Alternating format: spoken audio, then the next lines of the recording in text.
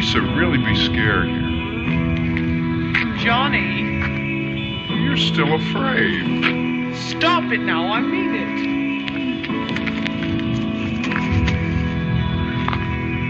They're coming to get you, Barbara. Stop it.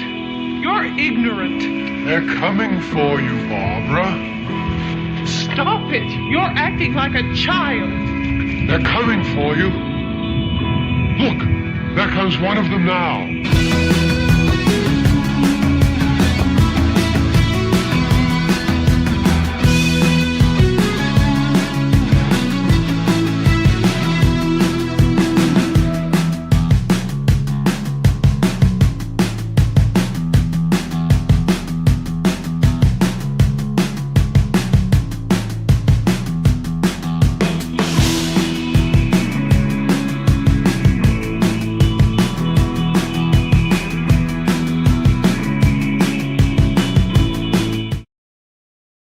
And we're live.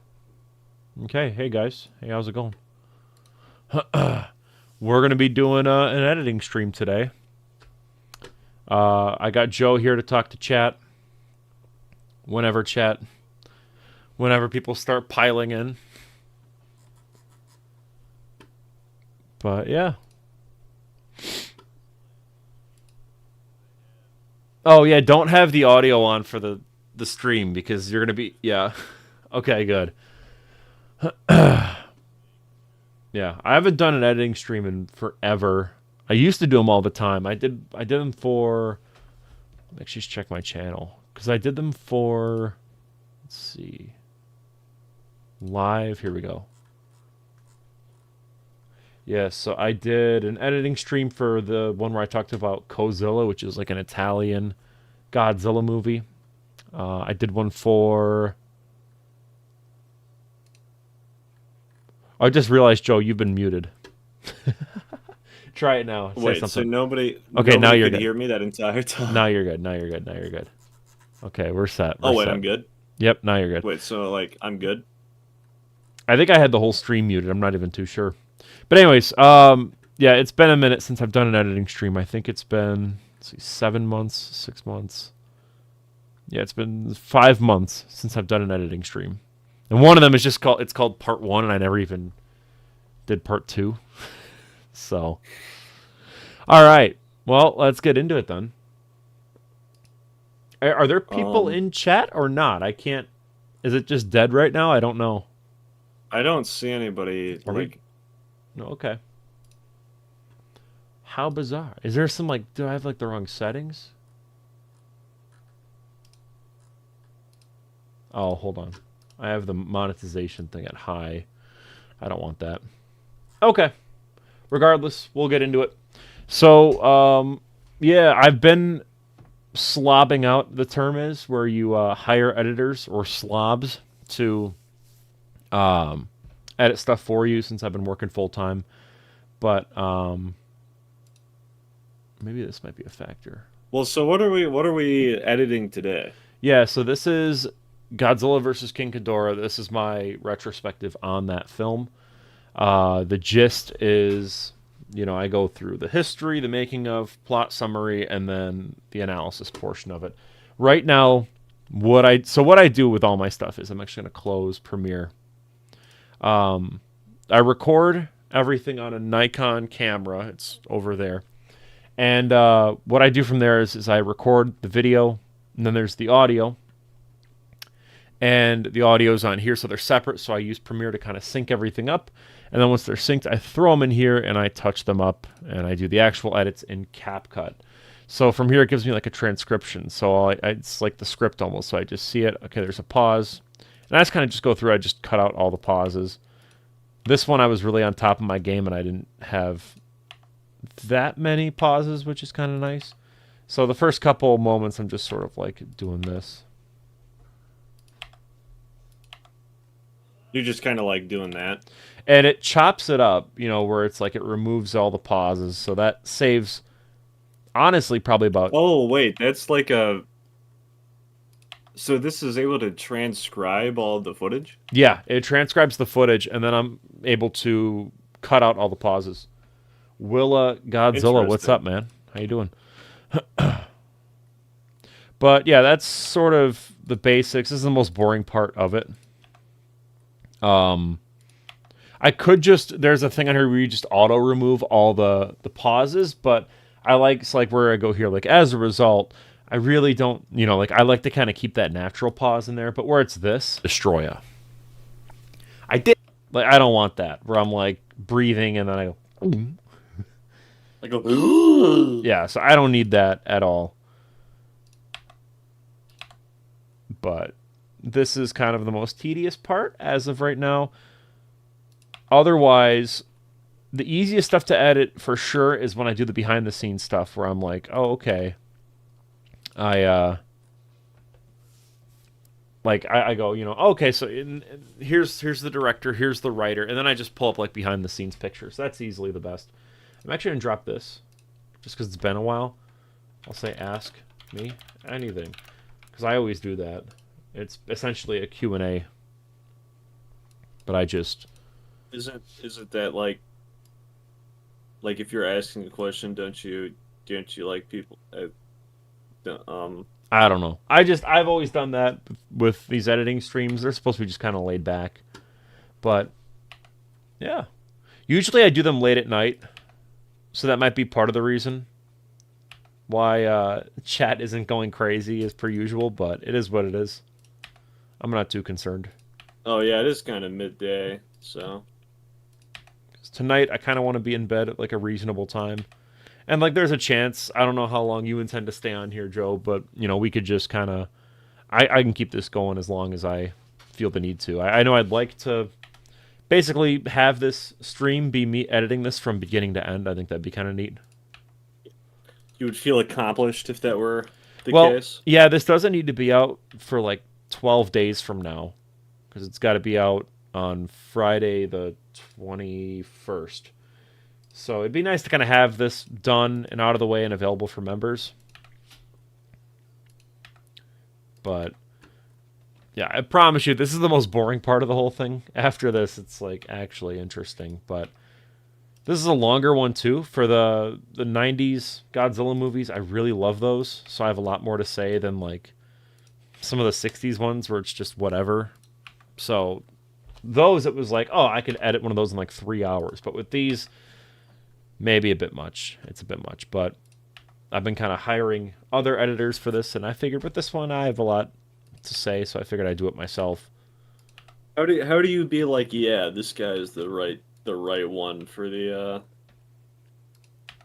Well, this series is like really important to me, so for a very long time I edited every single kind of installment of the series until the 90s ones, and I had this one dude edit my videos. They were kind of like what I consider to be like the smaller scale ones where it's like, oh, it's just a live stream highlight, and he did a good job. So then I'm like, all right, you could do a couple video essays. He did that, and I'm like, well, this guy knows what he's doing, so it was kind of just went from there. I do have Godzilla figures. I mean, I have a like almost 2 hour long video going over every figure in my collection. But Joe, you've got a couple action figures for Godzilla. I don't know if you have them right by you. But I know you got King of the Monsters Godzilla, right, from 2019. Yeah, I don't have like a crazy amount. I don't have like a full shelf of them. Yeah. But I got like my one actual Godzilla is this fella right here. There he is. So I've just had on a shelf because I don't know. Maybe I'm like crazy for thinking this, but I feel like there are a lot of Godzilla toys that are just a dude standing there, but I like to be able to like actually pose them around. That rather is than be true. Like there, most of mine, like this one that I just got, the Gigan Rex, it's just straight up. He's just like in a neutral pose. It's the most kind of boring looking thing ever. But yeah, on the other hand, though, it's just kind of like, I don't know. I just want like a physical representation of a figure, so I don't care too much about like articulation. Unless it's just a straight up statue, then it's like, well, I don't know why you would even do this. Sure. Well, if you're going for stop motion stuff, I know they're pricey now, but NECA has fantastic articulation. They're more expensive now because they're discontinued, but Monster Arts, which is Joe, the one that you have, I think, right? You have SH Monster Arts. Yeah. Those are nice. They're just so like fragile. I feel like I'm gonna break it if I touch it too much. After 1989, Here's what I'm gonna actually do. I don't know if there's a way where I can. Oh, there is. Sweet. I could turn Joe up and then turn desktop audio down. So Joe, can you say something really quick? No, I can't. I have no idea what you mean. Okay. Yeah. So hang on one second. Let me try this. versus Biollante underperformed at the Japanese box office. Toho wanted something simpler and flashier. So the studio exec. Okay, 1 minute. I just want this to be a decent experience for the people that are. You know what I mean? Like, I just want people to. They actually know what the heck is going on. Well, yeah, I don't want it to be an unbearable experience either. Oh, that might be an issue. There we go. Discord. There. Okay. How come it's not showing up? That's weird. I don't know. We'll just kind of roll with it. Oh, wait. I know what I can do. Volume mixer. And then we'll turn CapCut down. So, Joe, can you say something really quick? No. Okay, let me get you to where you're like normal volume. And then we'll try this. Godzilla versus Biollante underperformed at the Japanese box office. Toho wanted something simpler and Perfect. flashier. So Okay. the studio. Now we have actual balance. Awesome. Sorry about that, guys. Okay. So After 1989's Godzilla vs. to open this up, we're going to go here to Godzilla versus Biollante. Find a cool kind of picture of it. I like this poster a lot. I think this would be a solid kind of representation of it. So I'm going to save it in here. And we're going to call this folder Visual Assets, just so I have an idea of what some of this shit is. Because after like 20 minutes of editing, you quickly are like, what am I even looking at right now? Oh, you forget like where you even are. Yeah. Because there's just so much stuff. After 1989's Godzilla vs. Biollante underperformed at the Japanese box office. It's a good place to end it. We're going to cut there. Toho wanted something. But yeah, no, not that I'm in any way, by the way, dissing my editor that's been working on some of the 90s stuff, because I love the work he's been doing. Oh, damn. The one thing, though, where it's, with anything, you can tell when it's me, at least I can. I can tell when I've edited something and when someone else has, because I'm so, like precise with my specific cuts, because I have in mind, like, what I want. And he kind of lets it play just a little bit, which is fine. It's like a looser edit.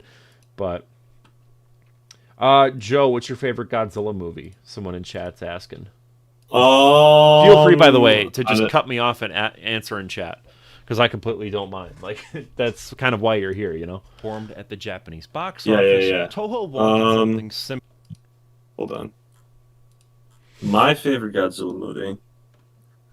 I don't know. I'll be honest. I have not seen that many Godzilla movies. I'm sure this has like come up in like even videos past, but like I have not seen all of them. I would say probably just to have an answer, my best would be King of the Monsters, because Something simpler. I don't know, because I guess the I've studio- seen Godzilla -1 and Shin Godzilla, and those were both more like I don't know, actual movies, as opposed to like we're just gonna have something fun happen. Yeah. Someone said something is wrong with Joe's voice. What's wrong with Joe's voice? I mean, Let me listen. do I need to have the mic like right in front of me? Well, Hello, we are hello. talking over Discord, and I'm direct, like, plugging into the stream. But let me just tune into the stream. Give me just a second here to listen on my end, because I'm curious if this is My phone won't let me click the stream. There we go. Godzilla movies. I'm sure this is like come up in. I think that's my dog in the background. Give me a second. I think she's freaking out right now. Joe, entertain chat. Do something funny. Hi, chat. Hello. Hi. Yeah, I don't know how to do like live stream stuff, so I'm just gonna talk about random bullshit. Oh my goodness, Daisy Maisie. Oh boy. Oh, this guy's doing. What is that? A Rickroll in chat? Piece by piece? Look at this thing. That's a dog. You're ridiculous. That's an You're a entire crybaby. dog. Oh my goodness. Here, let's get you on the bed. Okay. Cool, that's an entire dog you have on screen. Alright, I had no clue she was even outside my door. Oh, that's right. I was talking to you and then I remembered you had your headphones on. So What were you saying? Now I looked like an idiot. Well, I was just saying that there's an entire dog that you have in your arms. Oh yeah, there's another one back behind me. She's in her little kind of like playpen kennel thing just so she can get some sleep. But here, so studio. Hey, you're okay. Fuck. Last year. I don't know, bro. Studio I feel like this. Maybe this is a harder job than people joke about because, like, I don't know how to say a random bullshit and have it be interesting, you know? No, I get that. My usual kind of co-host is Zeth from the channel J&Z Productions, and I just figured that'd be nice to kind of shake things up, have Joe on the channel for a minute because it's been a while. You know? Yeah, we were going to get dinner this Friday, and then he totally bailed on me because he's a bad friend. That's not true. Oh, you're talking about me? Yeah. I thought you were just talking about someone.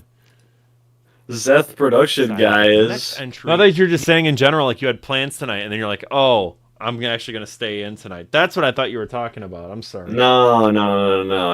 I'm accusing you of things that you're completely not guilty of. Okay. Yeah, I do use CapCut. I gradually transitioned from CapCut to, well, let's see. So I was Premiere. Well, okay, you really want to go back in the history of me. This is where we go back. As a content creator. Oh my word, that is back. So I started out Windows Movie Maker when I was a little shitting kid. Then I got Sony Vegas Pro, which that was really fun. And then I upgraded to Premiere, Adobe Premiere Pro. And then I got DaVinci for a bit, which I used mainly for color grading my movies. And then I got CapCut for just making YouTube shorts, and I was like, you know, my videos aren't like crazy with their editing. I could easily just use CapCut. And then that's kind of how that happened. So is CapCut like one of those free open source ones? No, I pay for premium. It's owned by the company that runs TikTok. Entry needed a classic. Oh, really? Yeah. So when TikTok got banned, I actually couldn't edit videos, and I lost all progress for a bit, and I was like freaking out. Huh. Next entry needed a classic. But yeah, no. What? You got rickrolled in chat, by the way, Joe. Well, I think everybody in chat got rickrolled, though. Dude, look at how badass some of this shit is. Like, it just looks so cool. The behind the scenes stuff is just crazy. Yeah. Like, you forget that there's actual like they're the all right, size tell of me, people. We may have talked about. Holy shit! What? Yeah. That's insane.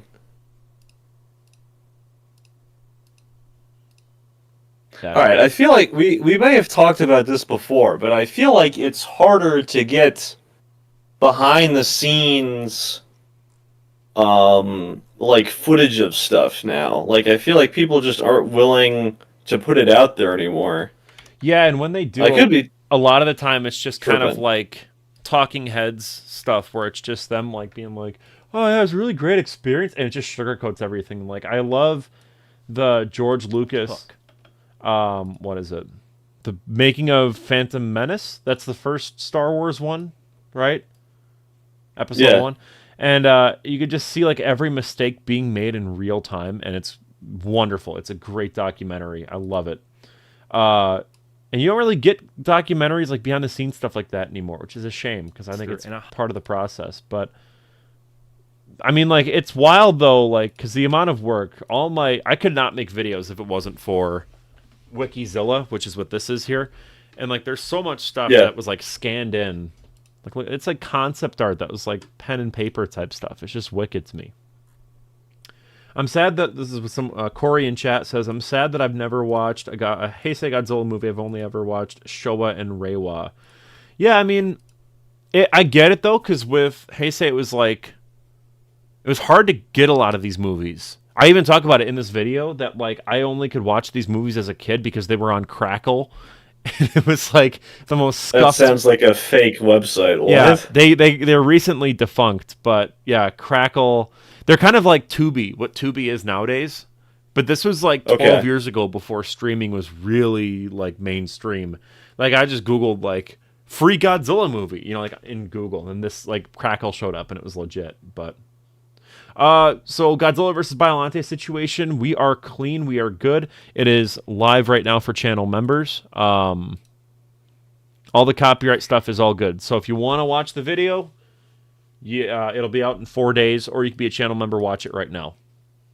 Joe, we got destroyed with copyright claims on this one. Like every minute there was a copyright claim. And I've never had that happen before, ever. Like, what were they? Was it like music? For the movie. We didn't even use any music. I never use music for my stuff. And I was like, what the fuck? So I basically, it was delayed the video for an entire week to make the changes. I don't know if you could see this in chat, but this is the... Like, look at that. It was just constant. And I've never had that happen before. So, I mean, it claimed 9 minutes of the video just straight up just for one little segment. But, yeah, so we got this squared away, thankfully. Unfortunately, the video suffered as a result. A lot of it's like, we had to use like still frames and throw like a VHS filter over some stuff. But it's either that or it's not coming out at all. So, it is what it is. But I'm just glad that it's at least out to some degree. Fuck. You're just glad that it's classic, recognizable monster and a high. I got nothing. I've been working on like, I want to do a presentation night with my buddies at college, and I've been working on like a bunch of different characters. Yeah. But like, I don't know. This like improv, just off the cuff stuff. I have no clue how to make that happen. Apparently you have like a Darth Vader effect on your voice right now, Joe. I think it's just because you're like relaxed and your mic is like far away. So it gives it, and you're in Discord. So it like, there's already like a vocal filter thing through Discord to like filter out any noise, I think. Does this make it any better? Do I have to hold the microphone up to my face? I don't know. I don't know. But really quick, someone asked, when will everyone else be able to watch the Godzilla vs. Biollante retrospective? It's out Friday, the 14th. So you got 1, 2, 3, 4, technically 5 days until it's up. What was the first Godzilla movie I actually watched? 98, Godzilla 98. The Roland Emmerich one. But I liked it as a kid. I still have a soft spot for it. I mean, that's where they're calling you the Darth animated Joe. series came from, man. They're calling you Darth Joe. Hi, Shaq, it's me, Darth Joe. Hi. Initially, King Kong. Oh, that's right. So they're gonna do. Or should I call them commentators? Because this is YouTube. They're in the comments section, the live comments section. So instead of doing, yeah, here it is. I love this. People made edits of it. They were gonna do Godzilla versus King Kong in the 90s, and the rights were just too expensive for Kong, so they said, "Screw it, we'll bring back King Ghidorah." But I love the fan edits of some of this stuff. I've used this in like videos before, just because it looks incredible. Like I love this poster. That is actually crazy. That's one of my favorites that I've ever seen. There's I wonder how good this is. Let's Let's mute it so I don't get claimed. I hope they do some cool edits, because that would be kind of neat. If not, it's probably just, yeah, no. Oh, yeah. Because there was one that I've talked about this guy before on the channel, but he's called A-List Productions. Back in the day, bro, this dude did crazy edits. Like for fake trailers. Like some of the stuff he'd do, it had so much sauce. And AI has killed a lot of this. But like he's having like Green Lantern and Iron Man like fighting, and he like rotoscoped them frame by frame. It's like the amount of effort that went into some of this shit is just bonkers to me. I'll lock in after this and we'll get to editing. But I'm just saying, like, it was just, the editing on this is nuts. And it'd be neat to try to make my own fake trailer or something like this. I don't know. Oh, that's cool. That fucking rules, dude. Holy shit. I want that up on my wall. Damn. Yeah, that goes hard. There's this one piece of King Kong versus Godzilla art that I adore where I don't know who made it or what, but I remember seeing it in a book when I was a kid, and they like took the 33 King Kong and made him like pink, and then they had Godzilla be like green, and they're like both fighting on like a building, but both it's like a weird, like they made a mock-up image of it. It's really bizarre. I wonder if I could, sounds very bizarre. I wonder if I could find it. Pink coloring. Vintage. The hell is this? 8 Crazy Nights. Oh, goated movie. Are you kidding me? Goated, dude. No, that's not it. It kind of looked like this, though. What the hell? Oh, here it is. There it is, right there. Huh? This is the picture. I love this art so much. Can I find one without a watermark? Because I might actually use it in the video. This was like... I don't know why. I always loved this as a kid. This is like my favorite Kong versus Godzilla image. And I don't even know if it's official to any degree. It just looks neat.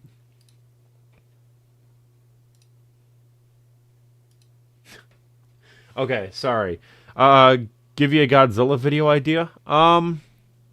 Oh man, talk about whatever you want. That's kind of what's cool about this franchise, is that there's like 38 movies or whatever, so you can kind of talk about whatever you want and no one's gonna get, you know, like you gotta be like, oh, talk about like how they made the atomic breath effect for every single film, and like that's actually a really good idea. Are you bullshitting, or did you just come up with that on the spot, Joe? Because that's a really good video idea.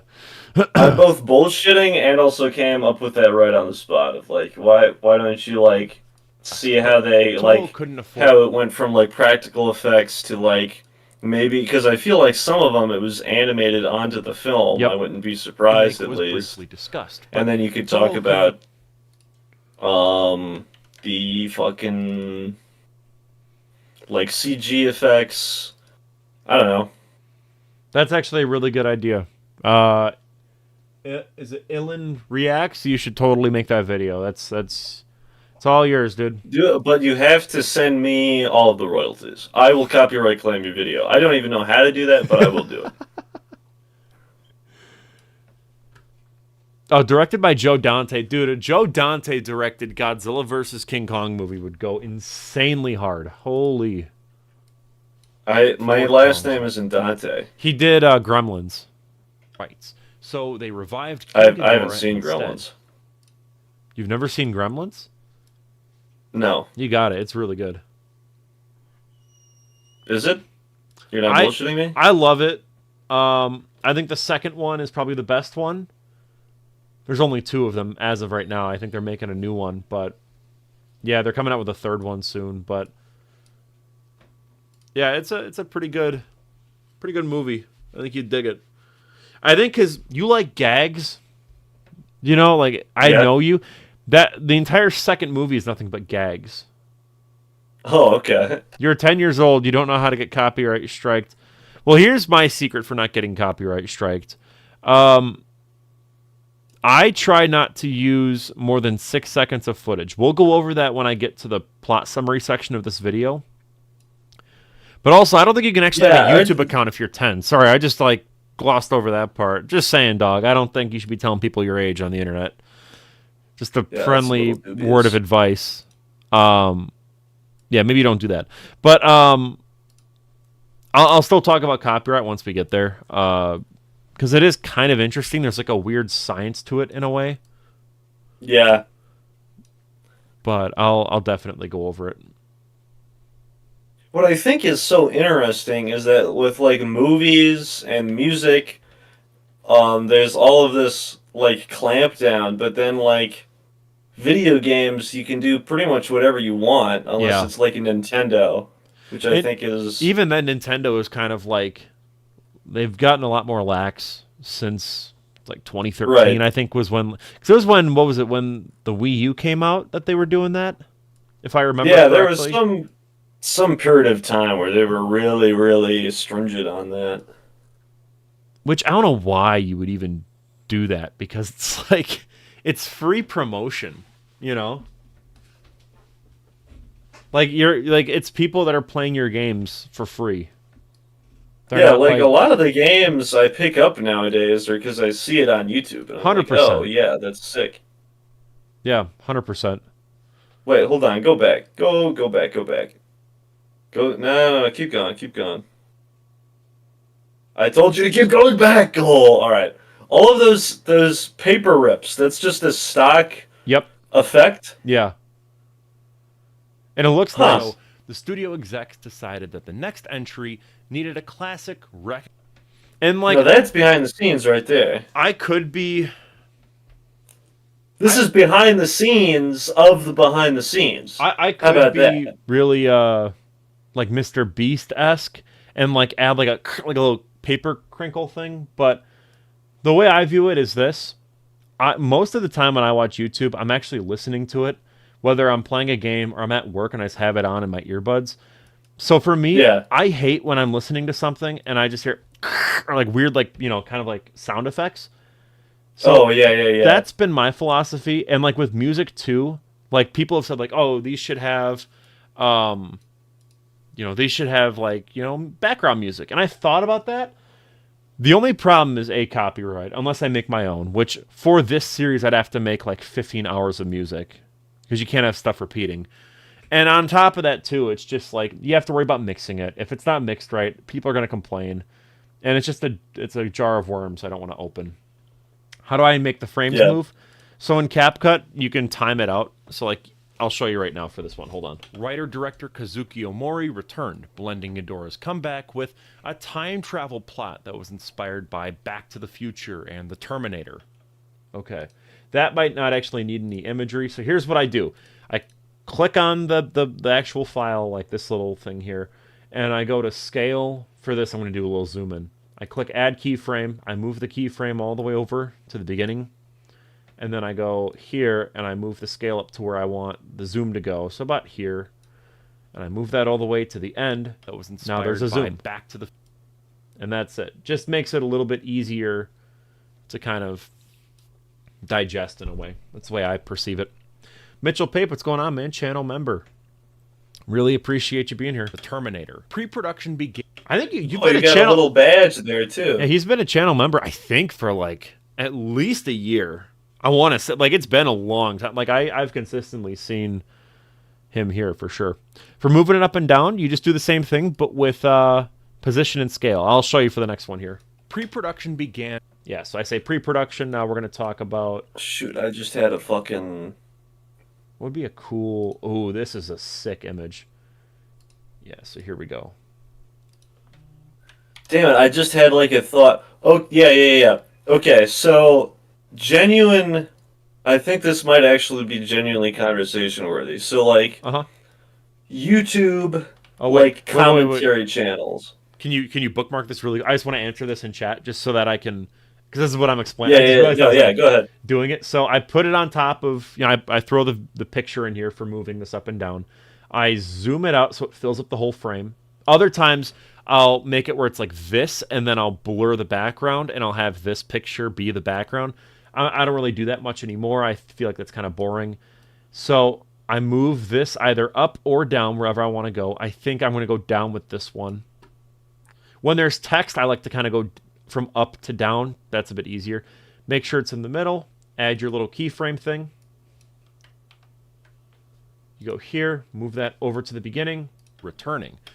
The biggest draw. I want to get rid of that breath, so I'm going to cut here really quick. This is just you don't have to do this for yours, but I go here. Okay. Make sure it's the exact length that I want it to be. And then I add a keyframe. Bring it down like this. It's where I want it. Move that keyframe over. Now it's moving, just like that. That's how you do up and down. Works the same way with left to right, down to up, right to left. Doesn't matter. You've been a channel member for 7 months. That's crazy, dude. Thank you so much. I really appreciate it. That's awesome. Okay, Joe. Sorry, you're talking about YouTube comments here. I didn't mean to cut you off. I just wanted to answer that. Yeah. So like we have the Pyrocynicals, we have the Moist Critical, we have I don't know who else, but like that genre of YouTube, right? Yeah. Who do you think does it? But I think there's two sides to the same coin. Who do you think does it the best, and who do you think does it the most creatively? Because I think that those are two different coins. Yeah, I don't really watch Moist Critical much. I kind of tuned in every now and then to watch his stuff, but it was just sort of like I just got sick of like the bare bones editing and the fact that it was just kind of him talking or whatever. You know, I don't know. Pyrocynical I haven't watched in a while. I kind of fell off from watching him just because it didn't seem like the passion was all there. Sure. I think Willie Mac Show does a pretty good job. He's very straightforward with it, and he's more like, look, if you haven't seen what this drama is, here's your way to catch up, which I kind of appreciate that since I'm not. That's interesting. I'm not terminally online as much, so it's like, oh, there's some weird drama going on right now with this person. I'm gonna watch it to kind of figure it out. Papa Meat, I kind of dig. The only thing I don't like about his stuff is that like he's reading off an article for like the whole video, and he just kind of like makes a joke every now and then. And it's like, well, I don't know. You know what I mean? Like it's not the most interesting kind of thing to listen to, I think, but. Let's see. Okay, let me go through chat really quick. Any tips on how you can make your editing better? Well, I just did my Godzilla versus Jesus YouTube short where I talked about that unmade that unmade movie. And my rule of thumb now that I've changed ever since that video is like every like 2 seconds have a different visual asset just to make it more visually interesting to look at for shorts. For videos, like, you know, I went to university for electronic media. That's what my degree is in. So it's all like video editing and whatnot. And the rule of thumb there was like, you can't have a clip that's 5 minutes or more without it. Then you have to cut to something else. 5 seconds. 5 seconds or less can be your clip. That makes it more interesting. The only time I don't do that with mine is when I'm like making a point like here, or if I'm just giving basic information. But just I always tackle editing with this in mind. It's imagine you don't like the video that you're watching. Make sure that you have that in mind where it's like, okay, I don't want to waste this person's time. I want to give them something concise and something with brevity. Like don't waste my time. That's sort of the mindset where it's like, I don't want to waste your time. So be as quick as possible with your edits and be concise. Good editing is like a good washing machine. You don't notice it unless it's bad and it doesn't work. You know, if editing doesn't work, if there's too much of it, or if there's too little of it, you're going to notice it. If you don't notice the editing, that's good editing, in my opinion. That sounds exactly right. I don't know. That's the way I've always perceived editing. It's just like, make sure you're presenting enough information, but also don't make it so that it's like overbearing for the audience to even like look at. Because I've definitely seen videos where it's like, in today's video, we're and there's like a million things like flashing on screen and it gives you a seizure. Like, obviously my content isn't that. Mine's more like, look, I'm someone who's excited to tell you about something that I'm passionate about, but yeah, I don't know. Have it fit the vibe of like what you're going for. You know, I don't know.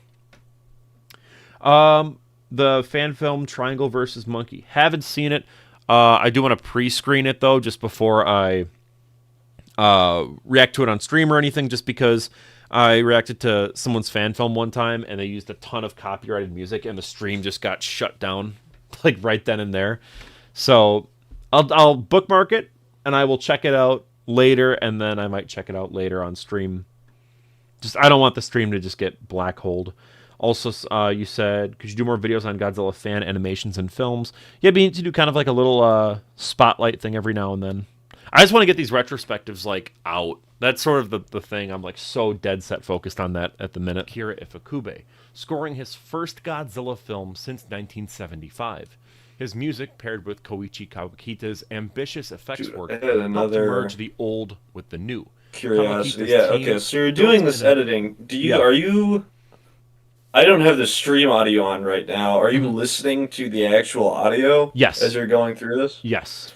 Okay. Merge the old so when you like sit down to do this, do you already kind of have an idea of like, I want to put this clip here or this clip here? Because at least what I'm seeing on the screen, it's like, oh, I have an idea. Absolutely. Like light bulb. Yeah. So, you can see I'm wearing the same outfit in this video that, in the stream that I'm wearing in this video. Like that, I just filmed this like at noon, I think, is when I shot this video.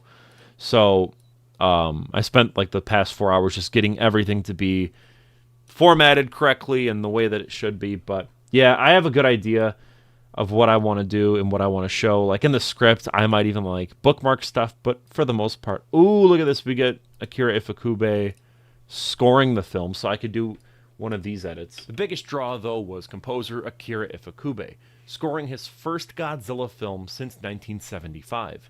Cut there. And we're going to go back here. So here's what I'm going to do with this, because I didn't like that was like 30 straight seconds of just me. Yapping? Yeah, with nothing visually happening. So I'm going to go here. It's under downloads, move it to visual assets.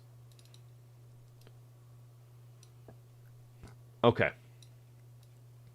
And now with this, we kind of get like, oh, cool, you get like a picture of him. Despite this guy being one of like the greatest composers of all time, there's hardly any high quality images of him out there on the internet. That's why I wasn't planning on showing a picture of him at first. The biggest draw, though, which is so weird. The biggest draw, though, was five. Let's go right. Sweet. Okay. Crew returning. The biggest draw, though, was composer Akira Ifukube, scoring his first Godzilla film since 1975. His music, paired with Koichi Kawakita's ambitious effects work, helped merge the old with the new. But yeah, no, like you Google, you Google pictures of him, and it's like some of the most like pixelated shit you've ever seen. Like here. Oh, he's like deep fried beyond deep frying. Like there's ones of him where he's like this, and I'm like 90% sure this is from like the 40s. And then you get ones where he's like really old. And you get this one where he's playing, I don't know what instrument that is. But it's so bizarre how there's not a single one of him like conducting stuff at all. Like there's this one, which I love this picture. Actually, I kind of want to. Oh, that's use sick. This one. I've never seen this one before. That's awesome. Because I've seen this one, but it's so low res. Let's see. I love this picture. I love a lot of the Godzilla art. I just think it's so cool. I did a little Google. So is this the guy that was behind the OG Godzilla theme? Yeah.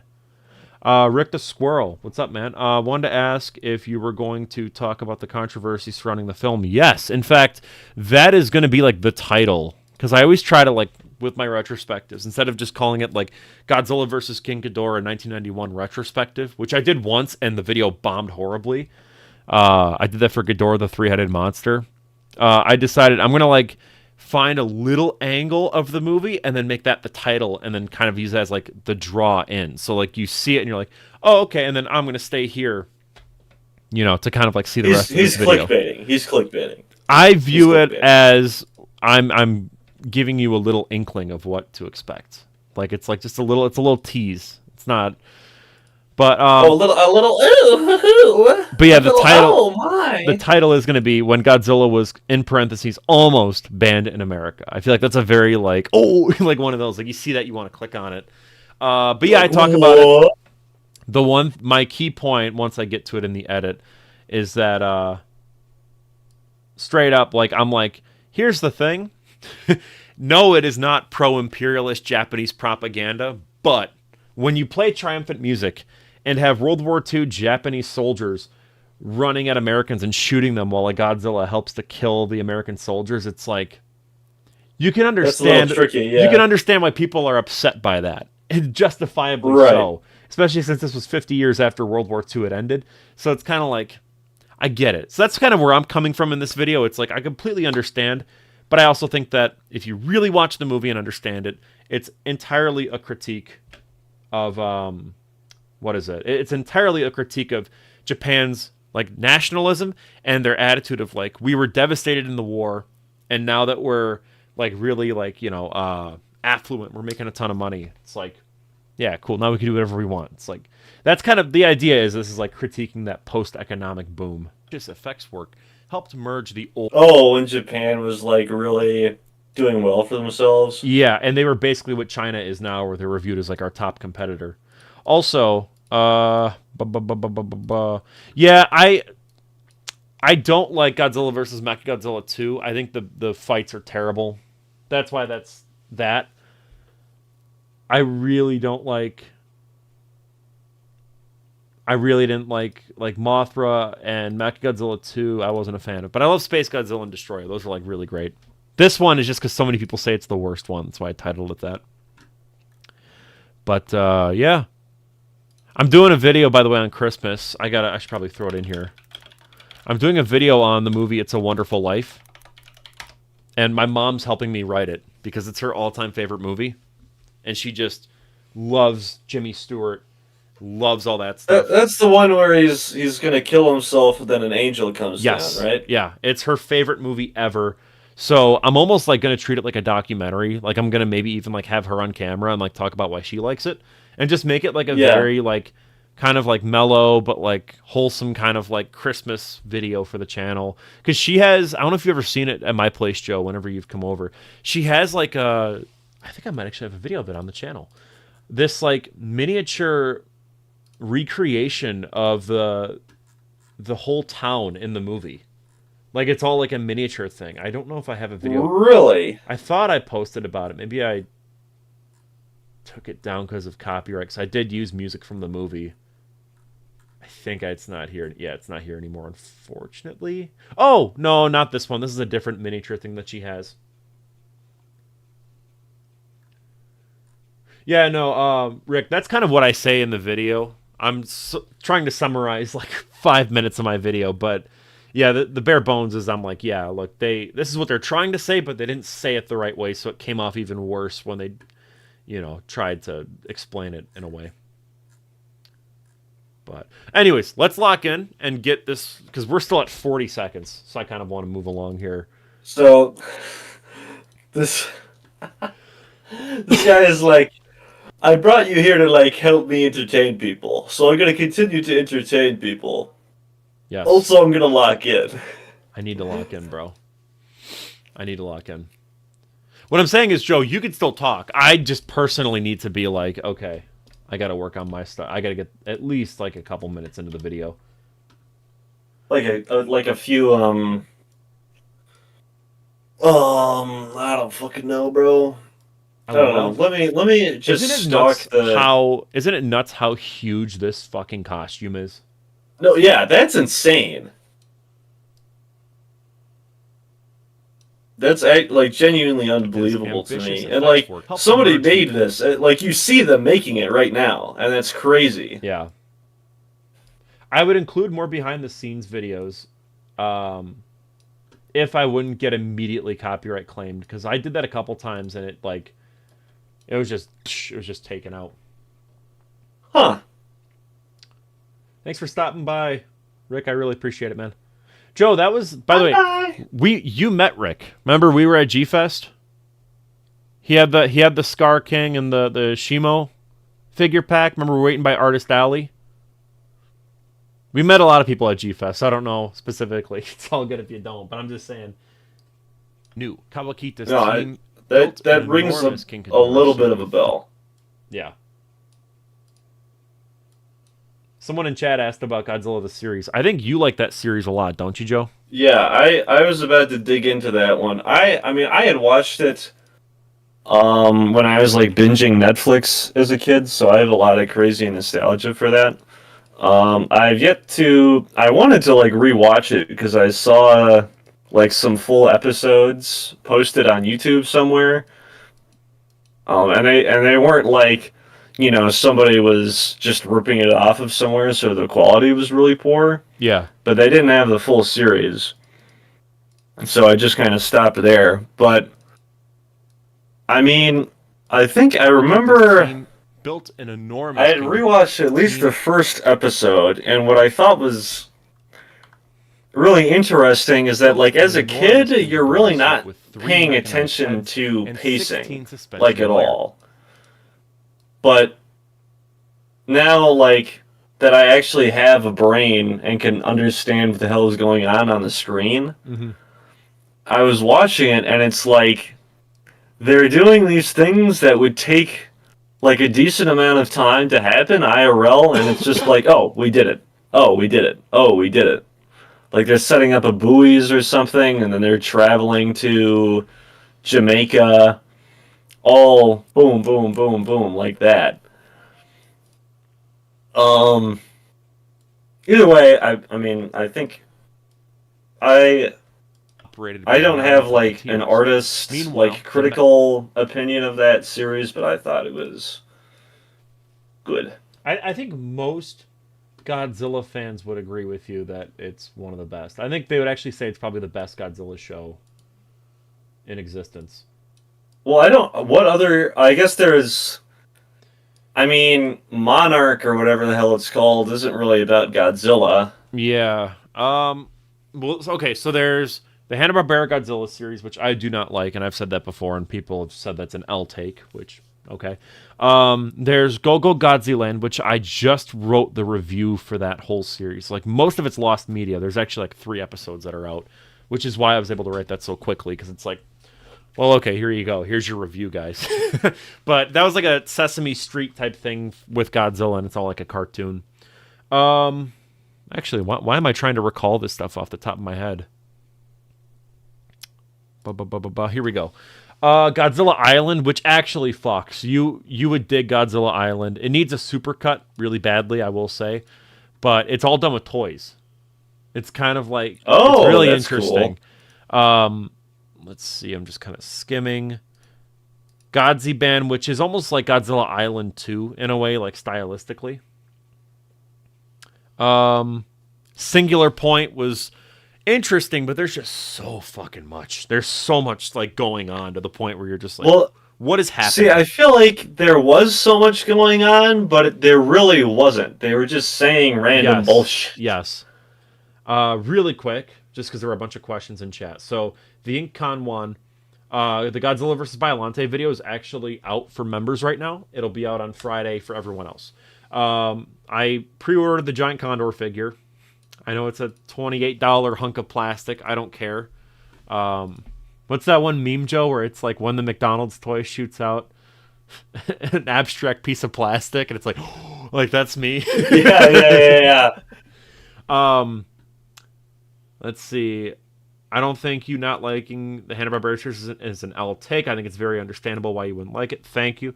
I know the time travel aspect of this movie can be convoluted, but honestly, it doesn't bother me. This is the first Godzilla movie I saw, so you have a lot of nostalgia for it.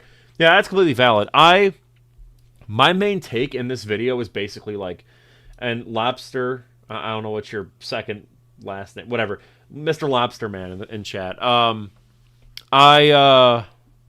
I agree. I talk about this in the video where it's like, yeah, the time travel stuff is cool on paper, but like you could have just had King Ghidorah show up from like the cosmos and be like, yeah, he's a world destroyer and Godzilla has to stop him. Like you didn't have to include all this like random bullshit about World War II and like having like the Dorats be nuked. And, like it makes no fucking sense. So I agree, and that's kind of the point of this video for sure. In puppeteers. Meanwhile, the mecha tears. I don't know. See, all of my like interesting thoughts are like questions for you. Like I don't know. Yeah. I wouldn't Meanwhile, be asking chat like, Because my curiosity, just as we're doing this, is like, how often do you think you get asked, "What's your favorite Godzilla movie?" or "What's your best Godzilla movie?" Oh, And I I feel get like at this asked point, it'd every be time I stream. Almost every. I don't right. mind answering one bit. I love it. Like straight up, like I do not mind because it's cool. I like talking to people on here. You know, it's kind of the point of streaming. You know, and like a marionette. it's I don't know. I think if you get sick of that stuff, then it's like I don't know why you would stream in the first place because not everyone is tuned into all of your streams all the time. You know. Oh, sure, sure. So I'm not pressed at all about that stuff, even though I get asked a lot. It's fine. Um, trying to think. Oh, here's a question for chat. Who has seen what is it, that Primitive War movie? What were your either cold or hot takes from it? Yeah, I haven't seen Primitive War, but I've heard mixed things about it. There are a lot of people I shilling for it on Twitter, being like, "You need to see this, or else you're a bad person because it's an indie thing." And it's like, well, I don't think that, guys. I think maybe we should relax a bit. right. Because well, yeah, because I Ghidorah saw finale mixed reviews used about a it too. separate Because when it fiberglass first was prop in theaters, suspended like a marionette. everybody Godzilla was suit like, "Oh yeah, you should really see it. It's very good." And then after like maybe a month of it marionette. being out, I've Godzilla seen a suit bunch of videos and reviews like, "No, guys, this thing is fucking terrible." Yeah, I mean, So it's the premise of the movie. For those that don't know, it's literally dinosaurs in Vietnam. It's basic. right, Actually, they kind of did that with this movie right here, where they have the Godzillasaurus yeah, in World War yeah. II. Like they, what do you think about this dinosaur, Joe? I know that you like dinosaurs and shit. Let me find a high res there. What do you think about this? What do you think about this, Joe? You I dig dig this it. dinosaur design? Yeah. No, I mean it looks. I've honestly, especially like given the technology they had and whatnot at the time, I'm pretty impressed by like how they mix like a normal dinosaur, like more like when I say normal, I mean more like anatomically correct, I guess. Yeah. Idea of a dinosaur with Godzilla, and I think the merger there that they have is really impressive. This website is so goated for just having high res pictures because everywhere else it's like, then you try to download it and it's like a WebP, and it's like I can't do anything with this. So are those puppets then? I believe these guys are puppets, yes, because they really don't move much beyond like in the movie beyond like I think like their legs and the wings and like the mouth. But these are This is Ghidorah. They go back in time and they get Godzillasaurus out of Pagos Island or Lagos Islands, and then they put the Dorats in there, and then the Dorats essentially get nuked and they turn into King Ghidorah. So okay, but then how does Godzilla show up? Oh, he just shows up and they're just like, oh, it's Godzilla and he's back somehow from like nuclear radiation, and they're like, what? And no one ever acknowledges it ever again after that. There's So, also like a 'cause Terminator character too. This movie's nuts, dude. It's so awesome. well, I mean, it's a old school Godzilla movie. I'm sure it's wild. Also, will I ever make anything else about Ray Harryhausen? I think I've said everything I want to say about Harryhausen. I did like, where is it? It's somewhere here. Going back on the channel. Believe I have it somewhere. Yeah, it's right here. The history of stop motion horror. It's a what is it, hour and 46-minute long video dedicated to like stop motion horror, and like 75% of it is about Harryhausen. And then when you go here to latest, I mean, I did that ranking video, so I've covered everything. I don't think I could really do a full-on like a retrospective of a Ray Harryhausen movie. Like maybe Clash of the Titans, but I don't know. Wow, the Mecha Well, now I have Ghidorah to look finale, this guy up. a marionette. Godzilla's suit was worn by veteran Kenpachiro Satsuma, Oh, okay. while miniature sets Let's see, I got to get one of him wearing the suit now, where he's like poking his head out.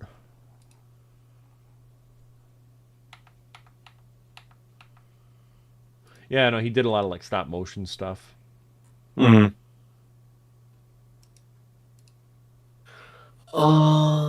see. You're writing a Godzilla fan film. Do you have any tips, writing wise, on what can make it high quality? Joe, I think you'll agree with this. Pacing. Yeah. Make sure that the pacing is really good, because a lot of kind of projects like that either overstay their welcome or they don't do enough. You have to have like a story. You know what I mean? Like, and it can't just be monsters fighting too. Like, I mean, unless the visuals are just that fucking cool. You know, like, what was that one TIE Fighter short film you showed me that time, Joe? Like, that's peak. Yeah, it's peak. But it's also like, I don't know. You'd have to do something like that to really make it where it justifies being nonstop action. You have to have a story. Yeah, I don't. This picture rules, by the way. I don't know if you could see it in chat, Joe. But... Oh, no way. What? Because it'd be an upper body shot, so they wouldn't need to have the legs right. That rocks.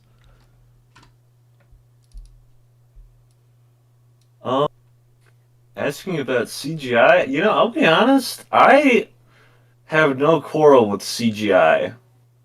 Because I think it's its own art form now, right? Yeah.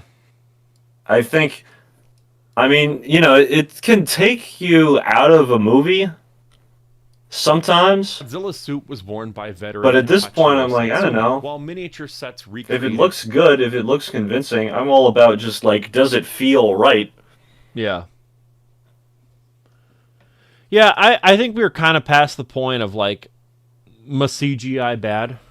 You know what I mean? Right. Like, I think that kind of died when we got like Mad Max Fury Road. Everyone was like, oh, the practical effects are so good. And then George Miller was like, actually, this movie's like 90% CGI.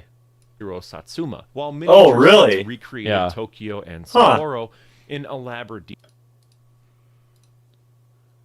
Like, they did so much CGI on that, but it was so good that no one noticed. And that's, I think, a sign of, like, good craftsmanship. Yeah, this blows me away, dude. Look at this.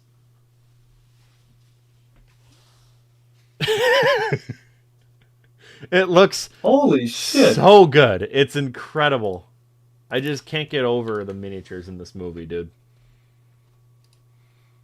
That would be my brother was at like a board game convention in Canada. Detailed. And where the fuck was I going with that? I had absolutely no idea.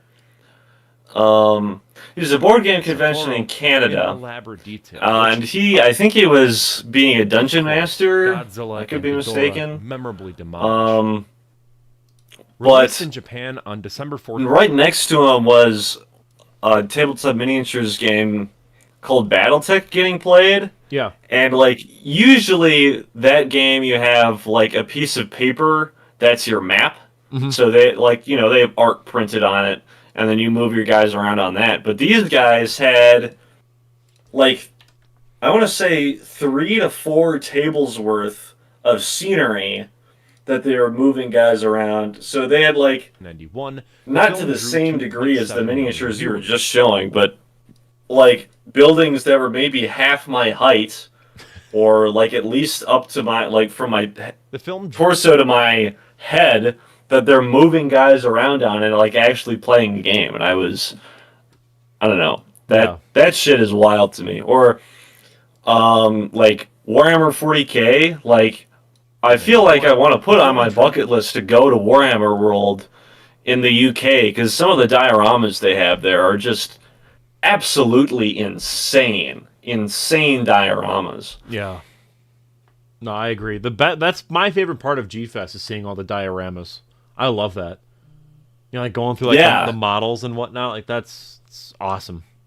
Yeah, so much of that is so impressive, and what I think is also really interesting is how people can take, like the whole kid bashing idea of taking film drew 2.7 million viewers, things that nearly like a company made, so like taking that action figure I just made and then making it look even prettier with more special effects, and also almost cutting away the blemishes of it, like being an action figure. Yeah, like getting rid of the seams and all that. No, it's crazy.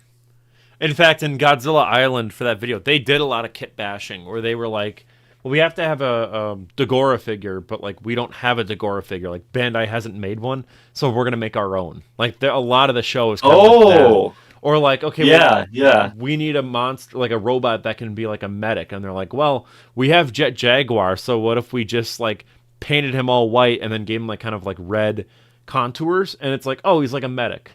Like that's right. It's like just really creative stuff when you're given limitations like that. I bet you didn't know this, Joe. Originally, King Ghidorah, since this is a King Ghidorah video I'm doing, he was supposed to be blue with like rainbow wings, kind of like this. And they made a toy of this based off of like the original version. But I got this off of AliExpress, and besides the wings being a bit stuck here, I think if I like put a hairdryer and like kind of have it where it like stays out like this, maybe that might help. But yeah. Oh yeah. But otherwise though, pretty fucking cool. I kind of like that. So we're about to get into the controversy now here. Oh wait, yeah, I've seen Shin Godzilla in theaters. Basically every Godzilla movie that was theatrically shown in the States I've seen in theaters, starting with Godzilla 2014. I've never missed a single movie in theaters for Godzilla. Joe, did you watch did you see -1 with me, or was that Nick? I don't remember seeing it with you, but I remember watching it with my brother and my mom, and my brother was like, holy shit, this is one of the greatest movies of all time. Yeah. And he's not like a crazy Godzilla fan either. Yeah. So... No, my girlfriend, I took her to see... I saw -1 7 times in theaters. Holy crap. I loved it, because I'm like, this may never be in theaters again. I want to watch it as many times as I can to really kind of like ingest it, And I took my girlfriend Alana to see it, and she was crying at the end. She loved it so much. Yeah. But the problem is there were so many people, they know me in real life as being like, you're the Godzilla guy. So they'd ask me like, dude, I just saw -1. Like, holy shit. They're like, could I, can you recommend me some more Godzilla stuff? And it's like, well, you kind of just watched the best one, in my opinion. Yeah. Like, that's the shame. I just realized, by the way, I'm an idiot. I didn't have my lights on, so I can actually, now I'm actually, illuminated here. Professional. You looked fine on my end. No, I know, but it's moderately better like this. I'm not a big SH Monster Arts fan. I bought the Monster X figure, and I swear to God, if you sneeze on it, it'll break apart.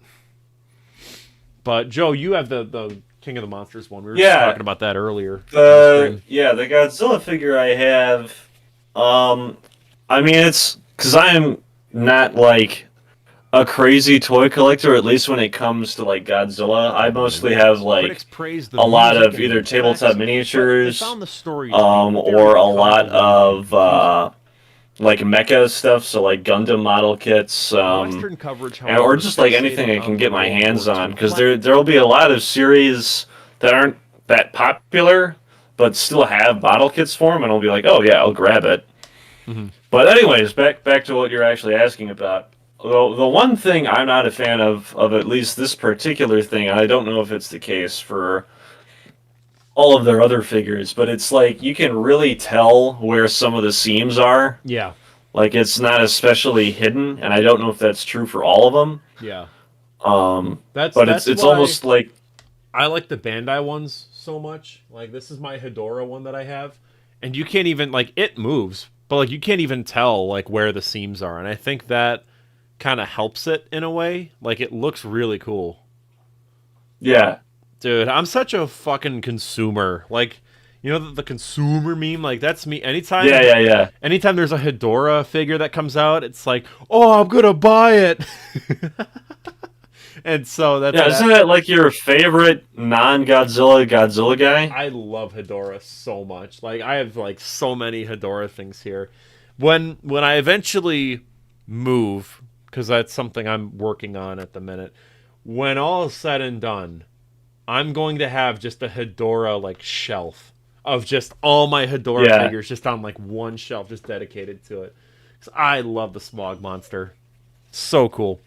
I agree with you, Mitchell. I just stick to movie monster series. For reference, Joe, that's what I was just showing off, was the movie monster series. Where Oh, it's like yeah. a normal, just the ones I always get, like the Bandai ones. So I still have the tag on it, even though I rarely ever keep the tags on, but I don't know. Cool. I know you said you were trying to like lock in, but I think you should open your Discord really quick because I have my big bad toy store opened up just to see what everybody's talking about. I only have one monitor, so is it something I can show on stream? Yeah, well, maybe not actually. 'Cause Okay. the image right before it. Okay, we'll wait then. We'll look at it after that. I just don't want because let me tell you a story really quick. It's fine now. Like, I took care of it. So Zeth from J&Z Productions, I was like, hey man, hop on stream. Yeah. And so I'm like getting his stuff ready in Discord, and we just had our like messages just visible, and we weren't doing anything bad because all of it was just professional, and it was like, whatever, except for one thing, and it was the fact that my phone number was right there. It was because I gave him my phone number to say like, like if I don't respond right away to Discord, shoot me a text. It was like one of those. Right. And right. my phone number got leaked on stream, and thankfully everyone was really cool about it. I clipped it out immediately. No one, like screenshotted it or like shared it around or, did anything. It was like, thank God. Everyone was so awesome about it. I was so happy. But yeah, that was such a major oopsie. Oopsie daisy. I think if you go back in the VOD, which the VOD now I think is members only, but I think if you go back, it'll just be like, you just see me opening Discord, and then I just cut all that out, so it's me opening Discord, and then I'm just like, oh, just like hard cut like that. Like the pyrocynical bit where he's Yeah. like, oh.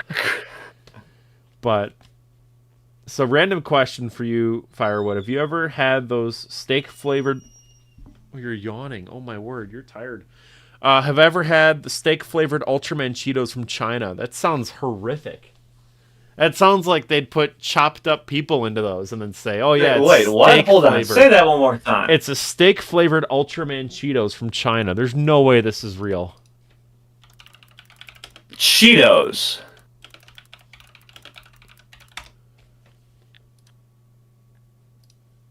Yeah, Ultraman snack-flavored Cheetos. That's odd to me. That being said, I have had chicken and waffles flavored chips, and those were like pretty okay. Yeah, this guy would eat this. Look at this dude.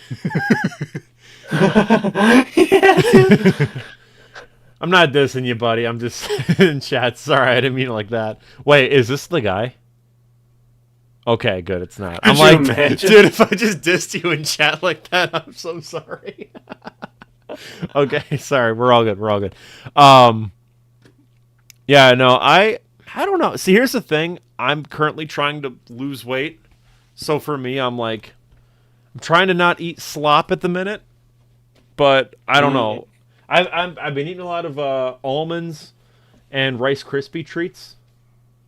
Like, I know Rice Krispie treats aren't the best, but it's kind of like a dessert thing that you can have. You know what I mean? Like, it's a terrible dessert, but Western coverage, however. I mean, for me, like, if I didn't have breakfast, that'd be something I'd grab, because it's like, it's definitely not good for you, but it's still just energy, you know? Fighting off American GIs in World War II. Bruh, are you joking me? With what? Okay, you know that Beasts of the Mesozoic company that does like all the really detailed dinosaur stuff? Yeah. They announced Spinosaurus literally at the start of this year, and it still does not exist. Shame. For shame. Bruh. So I don't actually know if my video file for this movie, the rip I have, if it has a background. Oh, it's 4:3. That's fucking wonderful. Great. Yay! This is the only like rip that I have of this movie, so it is what it is. But it's a full. Oh, screen. that's literally the entire movie. Oh shit. yeah. What is up, Daisy? Are you getting tired or something? All right, I'm just trying to skim to the. See, all right, Godzilla Fan 2000. What you have to do is somehow get wealthy enough to the point where you can, in fact, make your own Godzilla film, and then you can be the guy in the suit. You can act and direct in it. True. That's the way. What are the like crowns next to him? Is that different from being a member? That's if they are like they're in chat, like they're the ones that are like using chat the most, I think. Fighting off American GIs in World War II. So let me see here. World War II flashback on the World War II. Daisy, what's wrong? Why are you crying? You're all She good. hates you, Cole. She hates you. Well, she has been jealous of me ever since I got Murph. She has been kind of like standoffish. It's been kind of funny. Where we see Japanese soldiers and a pre-mutated Godzillasaurus. Someone in chat, by the How way. long have you had Murph at this point? Early October. Oh, that's like right out of Jurassic Park. What? Yep, yeah, that's the Godzillasaurus. Flashback where we see Japanese soldiers and a pre-mutated Godzillasaurus fighting.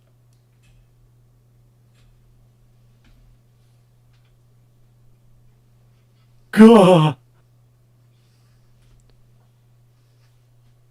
Bro. Oh, that's the Americans. Okay. I want to get to the point where it gets so like ridiculous, to the point where it's like, okay, guys.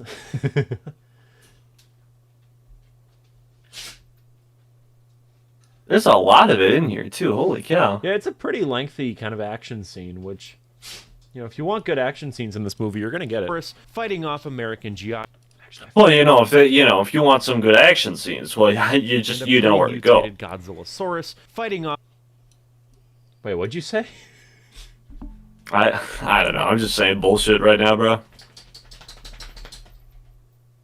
I'm going like, You what? What is your problem, you little rodent? Come here. It's not a rodent. It's a carnivoran. Oh, she's so heavy. What do you want to say to chat, Daisy?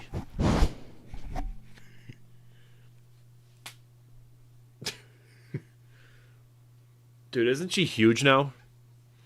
Oh, it's crazy. This dog was like normal size the last time I think I showed her on chat. Or on stream. Well, okay, what do you consider a normal-sized dog, though? Well, she was a puppy the last time. She actually won't even be that big when she's fully grown. That's just kind of like how pointers are. She really likes this microphone.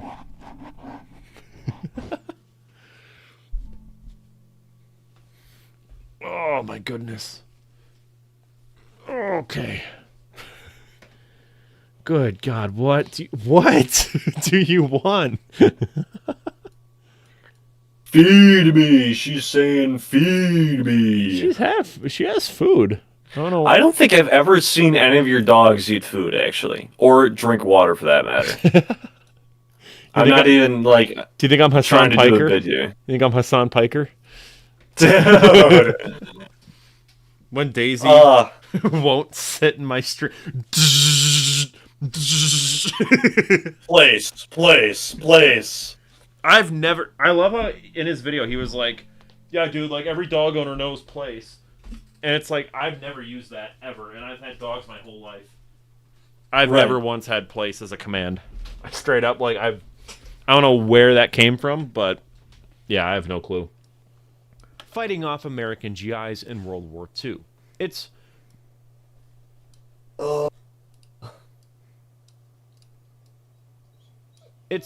rather gratuitous, and you see. Oh, now the dog is sad. So you really are a bad guy, Cole. It's over for you. Wait, what'd I do? I don't know. Your dog was whimpering for all of like 2 seconds, so obviously you're a terrible person. I think she wants to go by Ava, the one that's downstairs. Yeah, she wants to go by Ava. Give me a second here. Joe, entertain chat. Okay. Go outside for a bit. So, anybody see any new animes? Good God. Okay.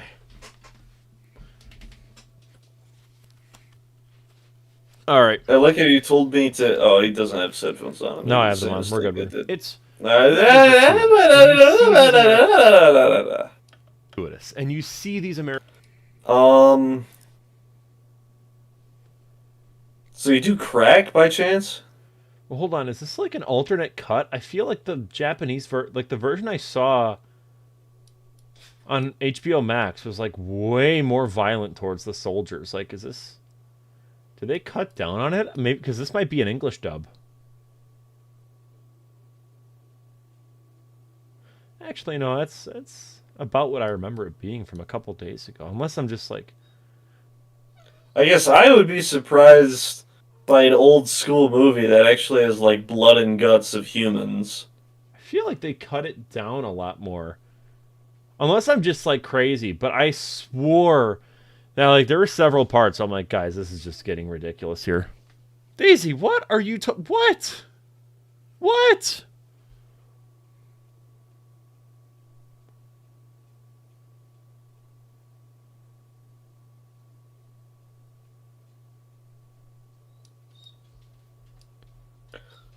And you see these American soldiers get absolutely wrecked by the Godzillasaurus as triumphant music swells and the. Huh. Oh my word! What? They're trying to escape, Cole. You can't let them. I think they might actually be like having a freak out. So I might have to take them out in just a second here. Okay, I'm probably gonna go too because I'm about to have dinner and whatnot. That's all good. Sorry, I couldn't entertain all of these fine people here for. You know what? Long. You suck.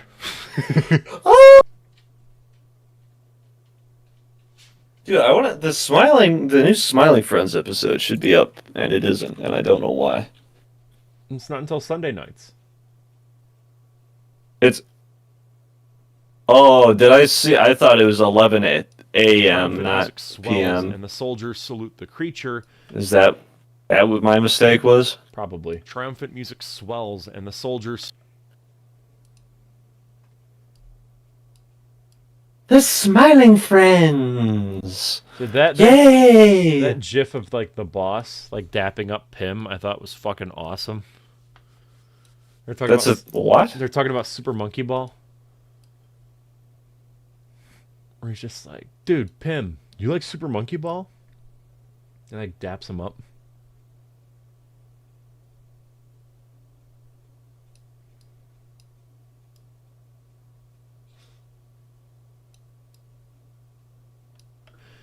Critics accuse.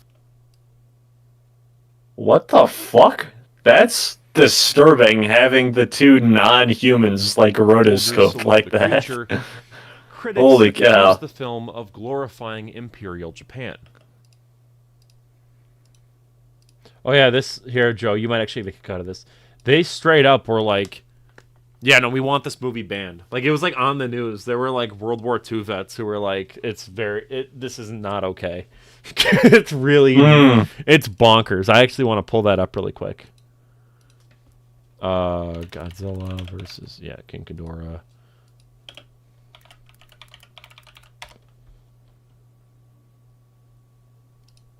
It's just a shame that the fucking quality is like so dog shit. And visual, he's a smash. You remember a couple, 3, 4, we did a story that they were making the. I swear there's a better quality version. I swear I've seen. Cow, that was actually robotic. What?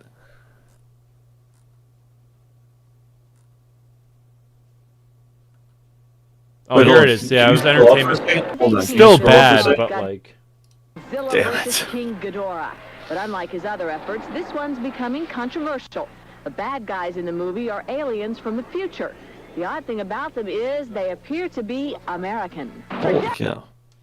I swear there's a better quality rip of that. Alright. I gotta... Yeah, no worries, dude. Out, no worries, dude. Alright, well, thanks for stopping by, see ya. Appreciate it.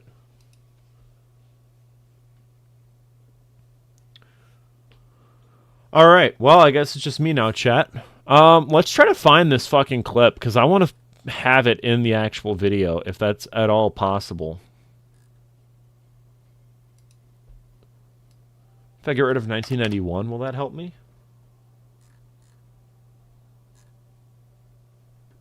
Is this it? I feel like maybe it's... Sheer longevity. None of them can hold a candle to the monster from the land of the rising sun, Godzilla. He's currently starring in his 18th film. Yeah, this is it. New 48-story City Hall. Godzilla is big and has released December 14th from the 23rd century. Japan, they say, will rise to become the world's greatest power, only to be destroyed by Godzilla. Godzilla, once a dinosaur friendly to Japan, the movie explains, helped Japanese defeat Americans in a World War II Pacific battle. Dinosaur! Gigantic dinosaurs attacking our boys! A dinosaur?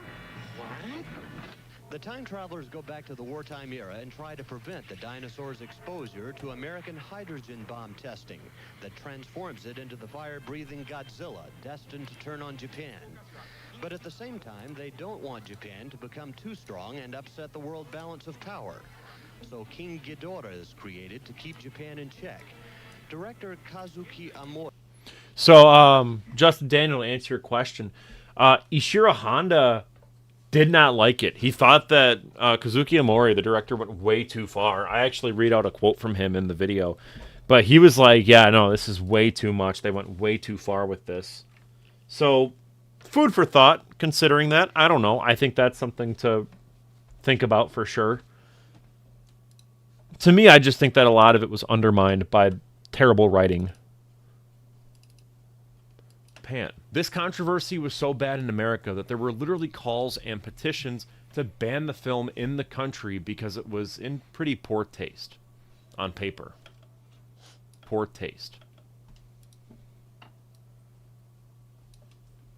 Some even went as far as calling it outright propaganda. I think...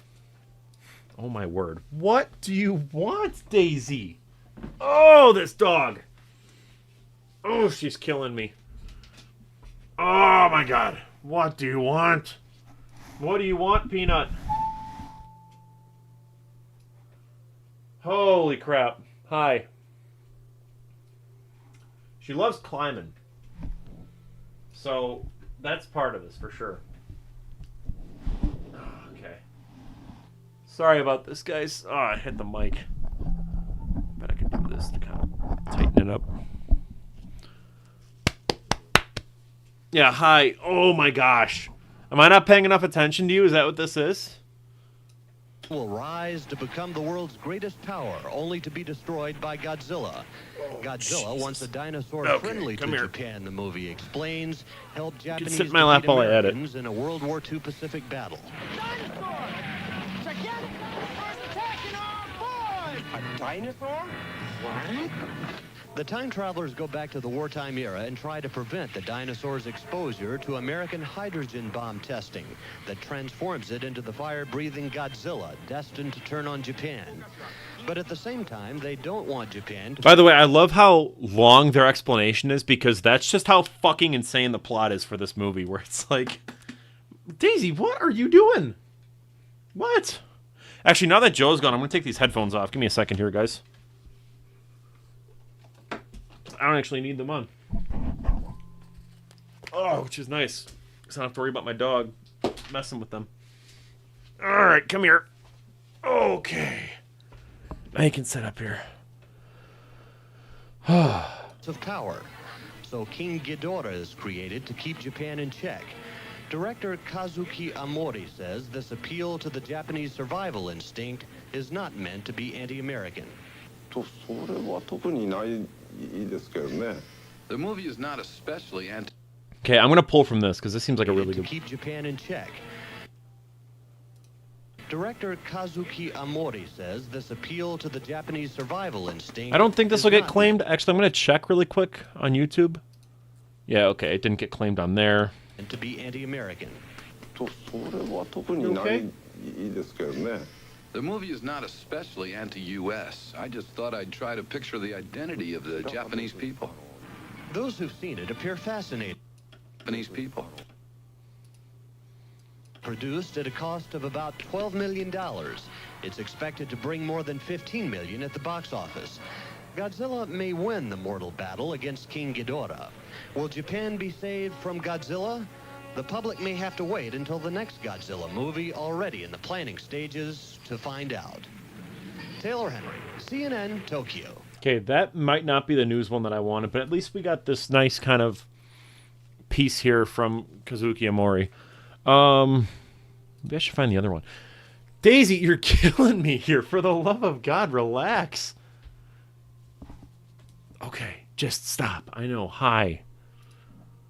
Ay, ay, ay. Okay, relax. Let's get you down. How about that? Okay, come on. Come on. There we go. Oh. She's so clingy. Okay. Sorry about that, guys. All right, let's download this one and see if this is any help whatsoever. Also, I love Ease US Video Downloader. It's got to be one of my favorites. You just throw it in there. The video's downloaded right from YouTube. And then you get Ultraman. It's awesome. I'm working on getting all the Ultraman stuff downloaded for my retrospective. Okay, let's try this one now. Where is it? Where is it? Here it is.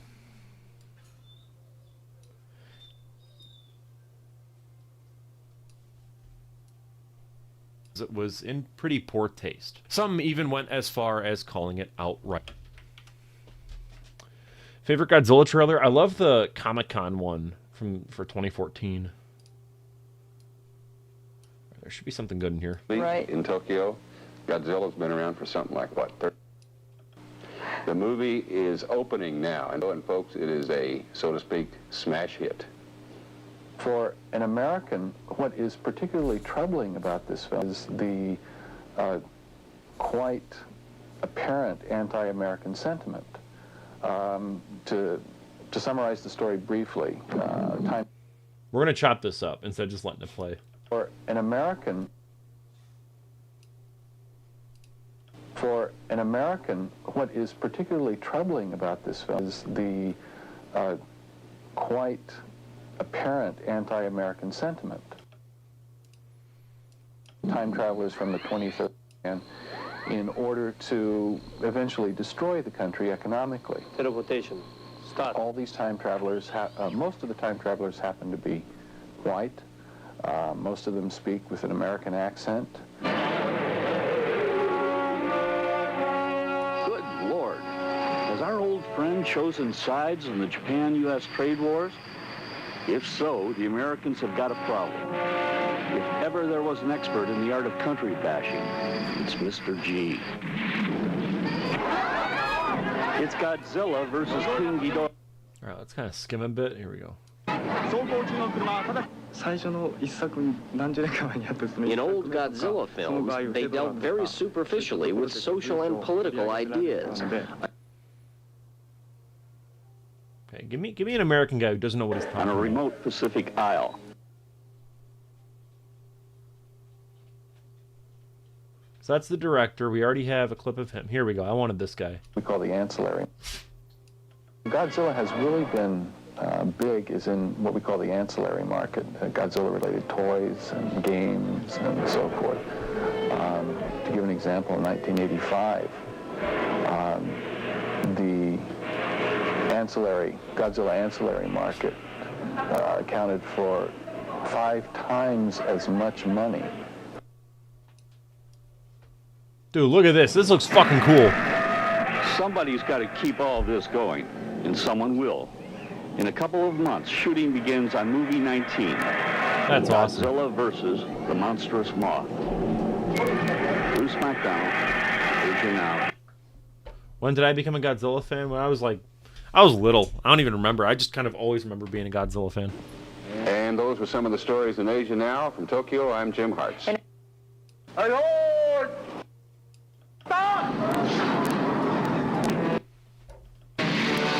I guess that's the only thing we're really going to have.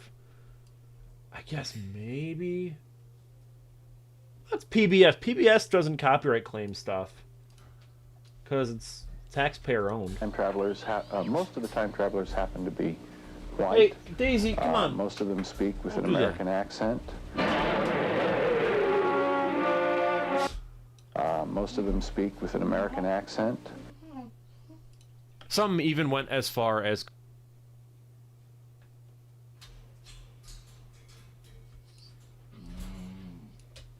a tiny bit of merit to that. Actually, yeah, no, I forgot. So I lead into my next point here. Tiny bit of merit to that. What are you doing? Why don't you go do something? Come on. I gotta edit, dude. In an interview, okay, tiny bit of merit to that. In an interview with David Milner, Most of them speak with an American accent. some even went as far as calling it outright propaganda. I think there's a tiny bit of merit to that. In an interview with David Milner, Ishiro Honda, the director of the original 1954 Godzilla film, was asked about this extremely controversial moment, and he said the following, quote, Kazuki Amori went a little too far. He doesn't blame the soldiers, but I feel that he goes too far. Daisy, stop! Let her be. End quote. However, Kazuki Amori denied any nationalist intent, saying the story warned against Japan. You got it. Okay, I'm kicking her out. Sorry, guys. Hold on one second. Let's go. Let's go. Come on. You're done. You're done. Nope, you gotta go up. Okay, hi, Murph. Alright, I'm gonna let that on just a second. I got stuff I gotta do. Yeah, this is CapCut Pro. I'm using CapCut Pro right now. It's wonderful. I love it. I use it for all my videos. Oh, Kazuki Amori went a little... A lot of the reason I love it is for like this here. So I go audio, voice changer. Give me a... Kazuki Amori went a little too far. He doesn't blame the Kazuki Amori went a little too far. He doesn't blame the soldiers, but... Would be a better kind of like voice, maybe. School PA. Kazuki Amori went a little too far. I don't want that. What are some decent ones?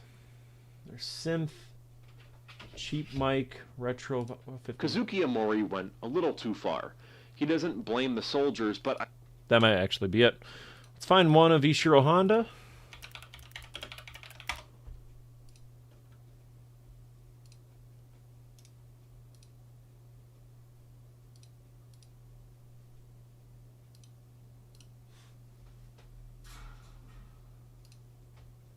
Oh, that's the wrong one.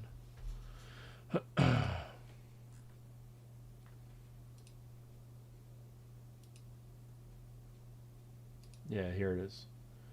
Kazuki Amori went a little too far. There we go. I think I paid $9, $9.89 a month. I think that's how much it costs. To me, it's worth it. I mean, you could get Premiere for any cheaper, for a cheaper quote. Kazuki Amori went. But yeah, let me just... One minute, sorry, I'm just really invested in getting this specific part of the video done. I'll answer chat in just a minute.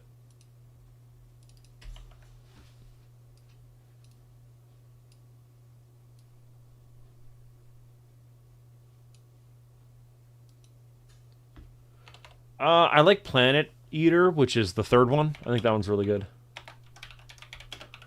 That'd be my pick. I'm not a fan of any of them, but I think that's maybe the better one. I don't want to do that.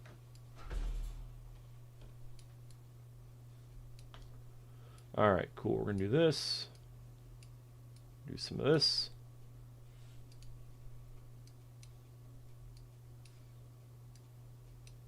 Quote, Kazuki Amori went a little too far. He doesn't blame the soldiers, but I feel that he goes too far. However, Kazuki Amori denied any nationalist intent, saying the story warned against Japan's own arrogance as opposed to glorifying its past. But this ultimately begs the question, is glorifying its past? Yeah, and then I'm going to let Kazuki Amori actually talk, so that'd be the best place to put it, is right there. its past. Director Kazuki Amori says this appeal to the Japanese survival instinct. We're going to turn this up a bit.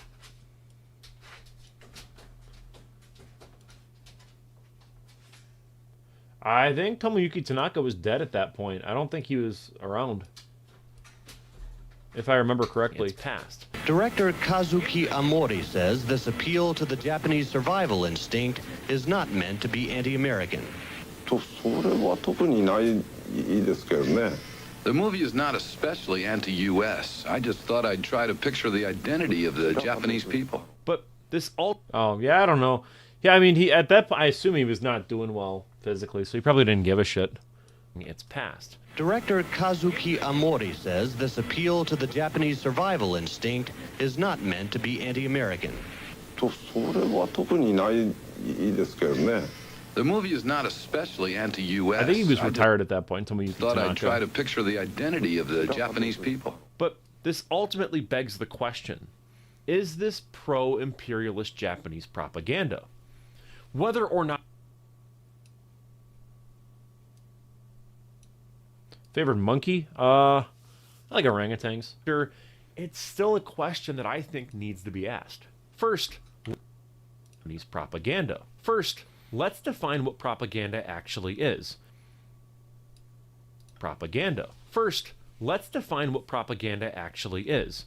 By definition, propaganda is a deliberate and systematic attempt to shape perception and behavior to serve a political goal. While I mentioned intent, I'm not the best at editing. I'm very slow. It really takes me a while to get a video done. And even then, my editing chops aren't the best. Like, you can really tell when I didn't edit something for the channel, because the editing is usually pretty, like, if the editing's good, it means I probably didn't edit it. Like, this isn't... we're moving on. This whole video, I didn't edit one bit, and you could really tell, because the dude actually, like, did a good job. I wouldn't have done this. Meanwhile, you could tell that, like, this is me because I did basic edits. This isn't me because the edits are actually really good. See what I mean? Like, that's not me. I didn't edit this one. I didn't edit this one. I edited this one. This one. Yeah, I edited most of these. Yeah, I mean, like, it's obvious when it's me and when it's not me, but yeah. Like, this one wasn't me. It's because the editing's actually good. While I mentioned intent, propaganda does require intent, coordination, and a clear message. I changed up a line, and I realized it didn't make political much sense. goal. Propaganda does require intent, stuff around coordination, and a clear message designed to influence audiences beyond the story itself. The film was made during Japan's economic peak, when Western media often warned of a looming Japanese century. Propaganda is a deliberate... See, what would be a good idea for, like... I'm just going to type in, what is propaganda? Is there just something I can, like, snag up, maybe?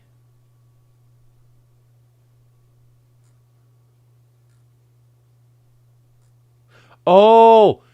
What was the one where it was it was it a Nixon nuke ad? There was something. Yeah, the Daisy ad. Actually, that has a little girl in it. YouTube is weird about some of this stuff where if there's like a child in your video, how they like just kill it. The video, of course. So I'm going to just do this. Yeah, I don't think it's me because we don't have any drop frames, but I'm just going to throw this in and kind of do it that way with like our what is propaganda. How to spot a communist, Shay?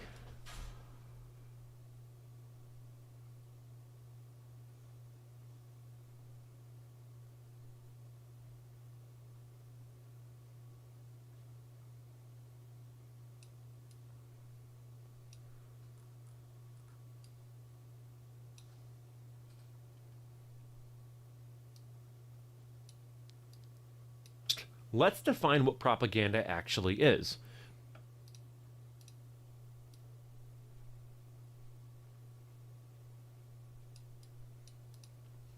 Actually, I might just let this whole clip play out. By definition, propaganda is a deliberate and systematic attempt to shape perception and behavior to serve a political goal. Propaganda does perception and behavior to serve a political goal. Propaganda does require intent, coordination, and a clear message designed to influence audiences beyond the story itself. The film was made during Japan. So, let's see. My favorite retrospective that I've personally made in this, I'm gonna go with my Terror of Mechagodzilla one. I'm still very proud of the writing. I'm like over the moon. Oh, not that one. I'm over the moon about how that specific one turned out. I think that's probably the best one I've ever made, ever. If it's other people, I'm gonna go with Cinemassacre's Monster Madness. That might be my favorite. Up from the Depths is also really great too. Well, because the job of the people that do the dubs, it's not like a monolithic thing where it's like, oh, it's the American dub, so Americans are going to dub it. It was the company does it, and Toho has to approve it. So Toho was probably like, look, keep this as close as you can to the original. And that's kind of the goal, too, of dubbing, as opposed to like localizing it or making it like a Raymond Burr type of thing where you put an American actor in. You know, their job is just to dub it the way that it was translated. So... And even then, it was really a small portion of Americans that were upset at this. It wasn't like a whole, like, oh my God, everyone just, like, lost their minds. It was like a couple guys that were like, oh, I'm offended by this.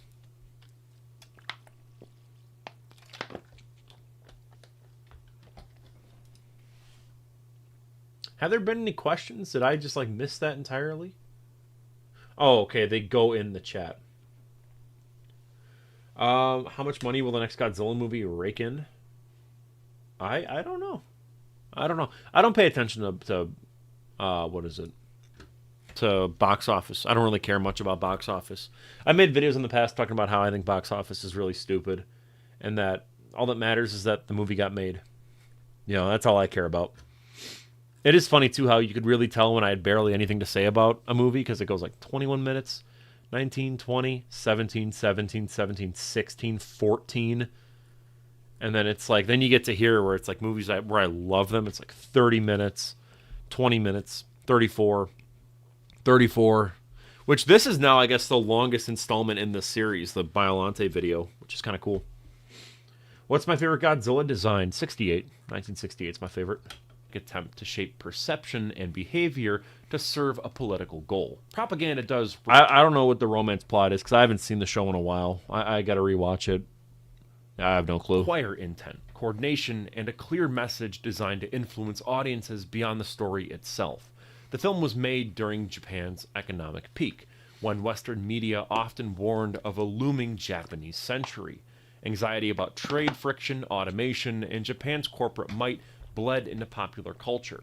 They were essentially China. You know how we think about China or culture? So let me do this. You know how we think about China nowadays here in the States? That was Japan back then. So I'm going to do a zoom here. It's just nice to kind of shake things up because I'm not really going to have any visuals pop up for this because I just like to kind of keep it loose. You know how we think about China nowadays here in the States? And we're going to do this and then go shaboop. There we go. In the States, that was Japan back then. In that 1990s atmosphere, Kazuki Amori's story imagines time travelers from the 23rd century claiming Japan will economically dominate the world unless its post-war rise is stopped. They are the villains, and that premise turns real-world American paranoia into narrative form. It's as though the movie internalizes Western fears of Japanese supremacy, exaggerates them, and then plays them back as pulpy sci-fi. The key idea, though, is national destiny. Yeah, I know. I like to keep this stuff like visually like really interesting, but at the end of the day, I think that this is just the way to do it personally. I don't know. I like just kind of letting the video just kind of play out with me just kind of talking and shooting the shit. So that's, especially because I did front load the ever living hell out of it with like visuals. And so then I think it's like, yeah, we're going to kind of chill for a bit. And you get to hear me just kind of talk about this, and then we'll get more into actual, like, more in-depth edits for sure.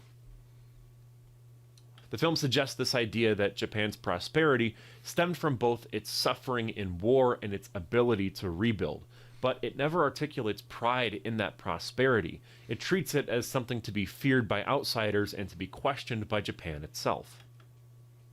Sure, on the surface, this movie comes off as being about how Japan was ravaged by the evil Americans. I think I might actually go here and go. Questioned by Japan itself. Sure, on the surface, this movie comes off as being about how Japan was ravaged by the evil Americans, and then it was able to succeed based solely on their grit and resilience.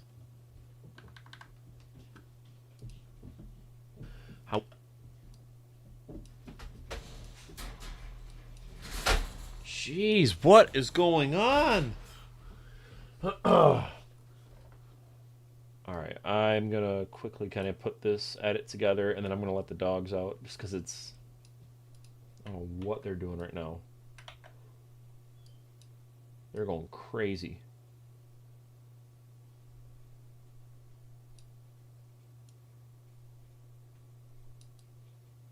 Sure, on the surface, this movie comes off as being about how Japan was ravaged by the evil Americans.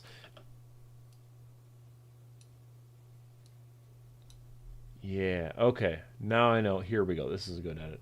Let's go here.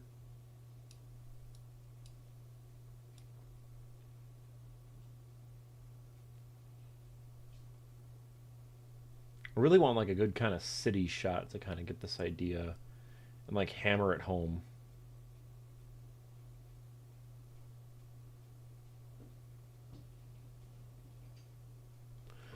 Let's see. I feel like if we get some of like Ghidorah kind of like flying overhead.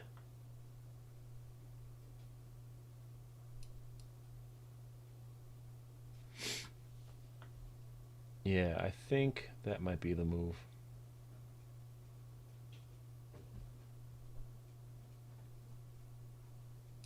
And then it was able to succeed based solely on their grit and resilience. However, if you actually watch the movie, something I don't think the pearl clutchers in America... Something I don't think the pearl clutchers in America actually did... We're going to do a fun little edit there.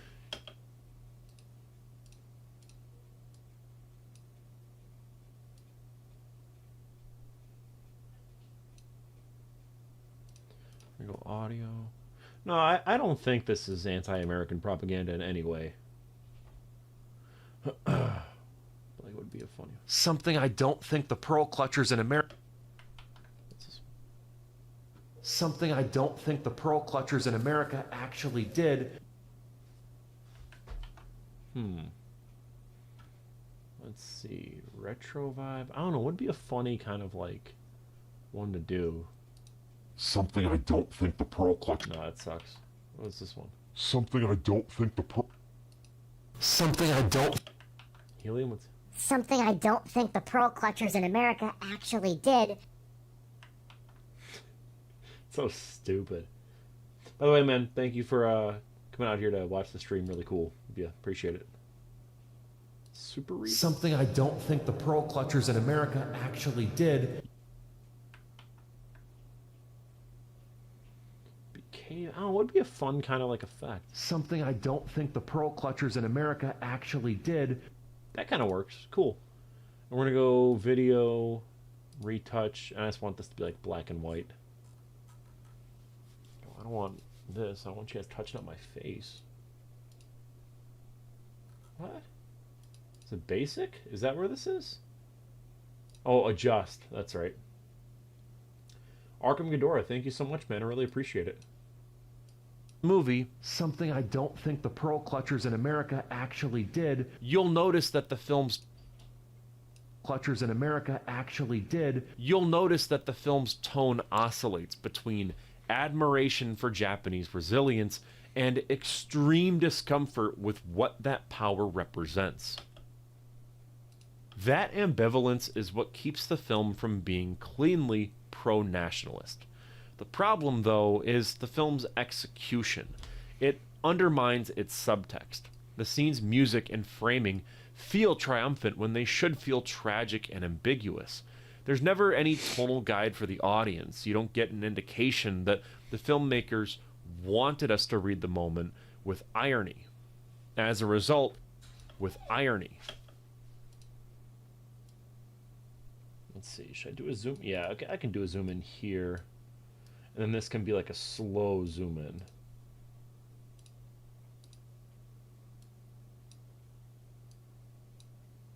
There we go. I'm 6'8". The filmmakers it's crazy, but wanted us to read the moment sucks with sometimes. irony. As a result, to read the moment with irony. As a result, it looks a lot like propaganda. As a result, it looks a lot like propaganda, even when it really isn't. We're going to do a fun little edit here with this one. So we're going to go all the way to the start of the clip. As a result,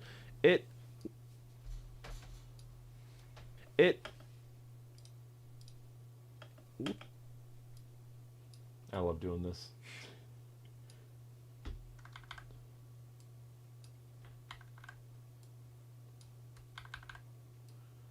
So at this one, I just like to go a couple frames and I just like basically hand animate it so that it kind of like tracks my face. I could easily do like a tracking feature. I don't want to. I think it's funnier just to do it myself and to just kind of like do this.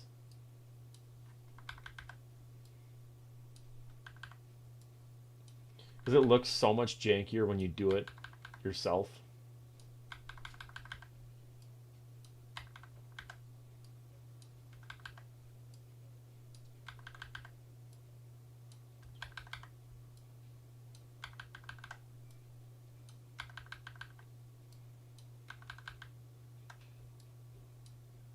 Oh wait, that might be a bit much. So, even when it really isn't. The film's ambition...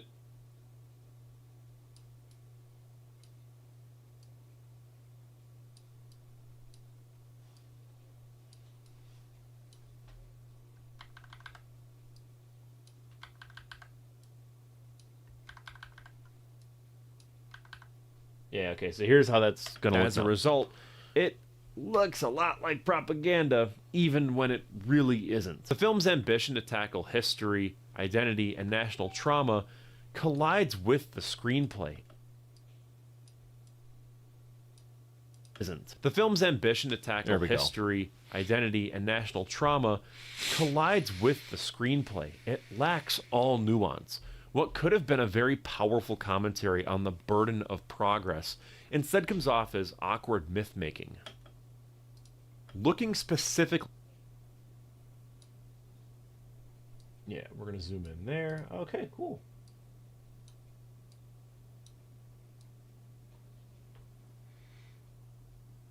Looking specifically at the scene itself, the Japanese soldier... Alright, before I get into this, I want to let my dog out really quick, so just give me like 2 minutes. I'll be right back, okay?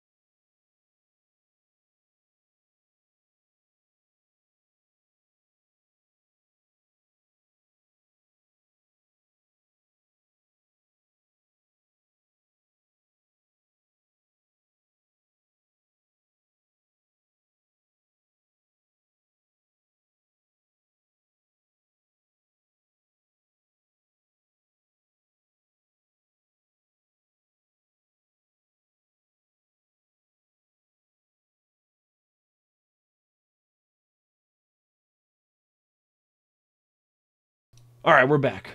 Sorry about that, guys. Looking specifically at the scene itself, the Japanese soldiers' courage and the Godzillasaurus' defense serve as... Let's see, we're going to reuse some of that footage here.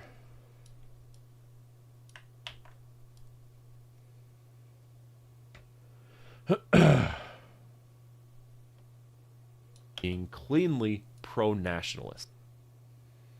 Was it this one here? Looking specifically at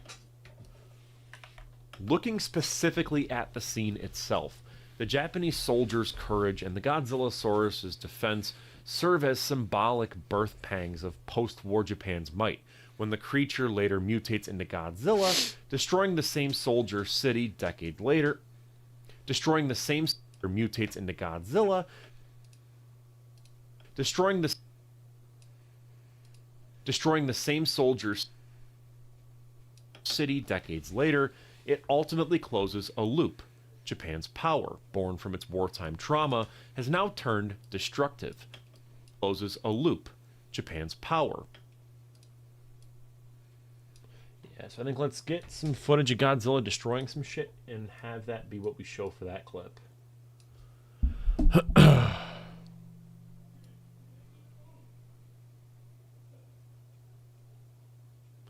Right on, man. I'm doing pretty good. Thank you for asking.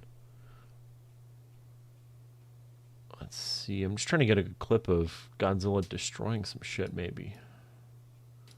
He doesn't really do a ton of destroying in this movie, though, so that's a bit hard to kind of find, but... Destroying the same soldier's city decades later, it ultimately closes a loop. Japan's power, born from its wartime trauma, has now turned destructive. The scene is sentimental towards the soldiers, yes. The scene is destructive. Let's clean this up a little bit.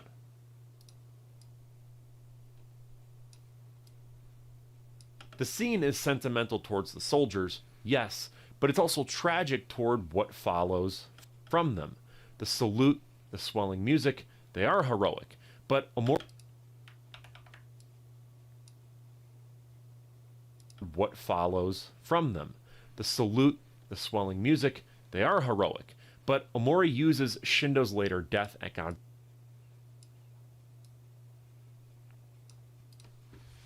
All right, now we got to get to that scene from this movie that pretty much everyone remembers, where it's the Shindo getting fucking obliterated by Godzilla. It's great.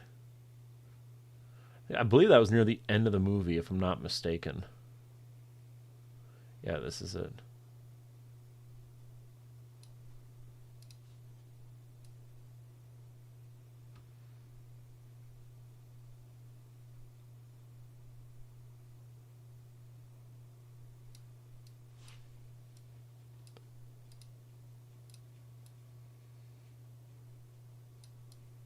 Okay. Shindo's later death at Godzilla's hands to reframe that moment as being ironic.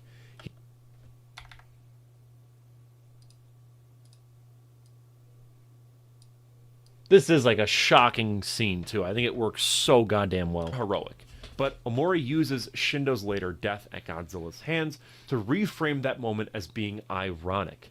He saluted what he thought was his savior.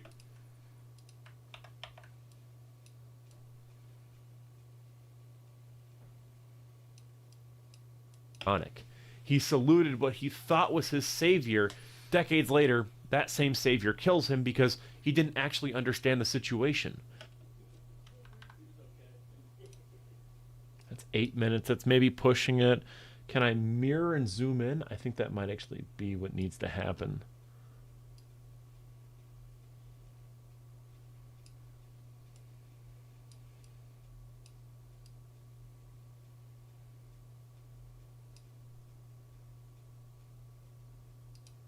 Actually, it's only 8... I'm not going to zoom in. I don't need to zoom in. We're okay.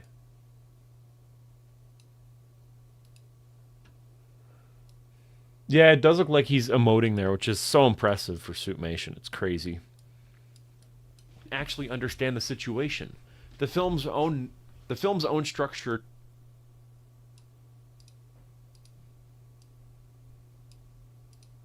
The film's own structure denies nationalist situation. The film's own structure denies nationalist fulfillment. It's quite literally the thesis of who Godzilla is. That entire controversial subplot of the film brings me right back to the Blue Oyster Cult song with the line, "History shows again and again how nature points out the folly of men." Let's see. Don't want to get claimed, but I bet I could find a live one and just play that one line.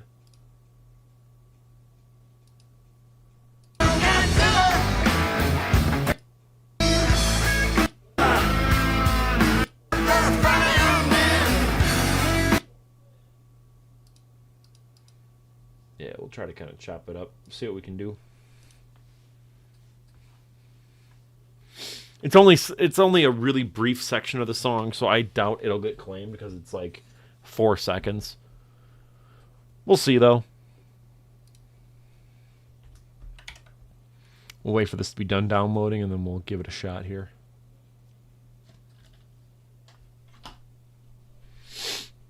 Oh.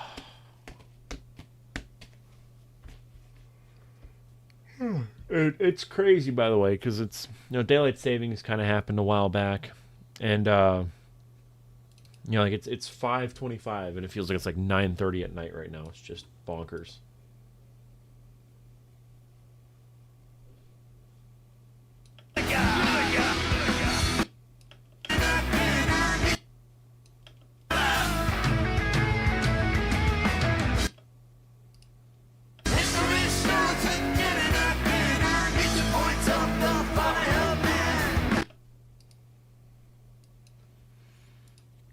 I don't think that version is like copyrighted. At least I hope not.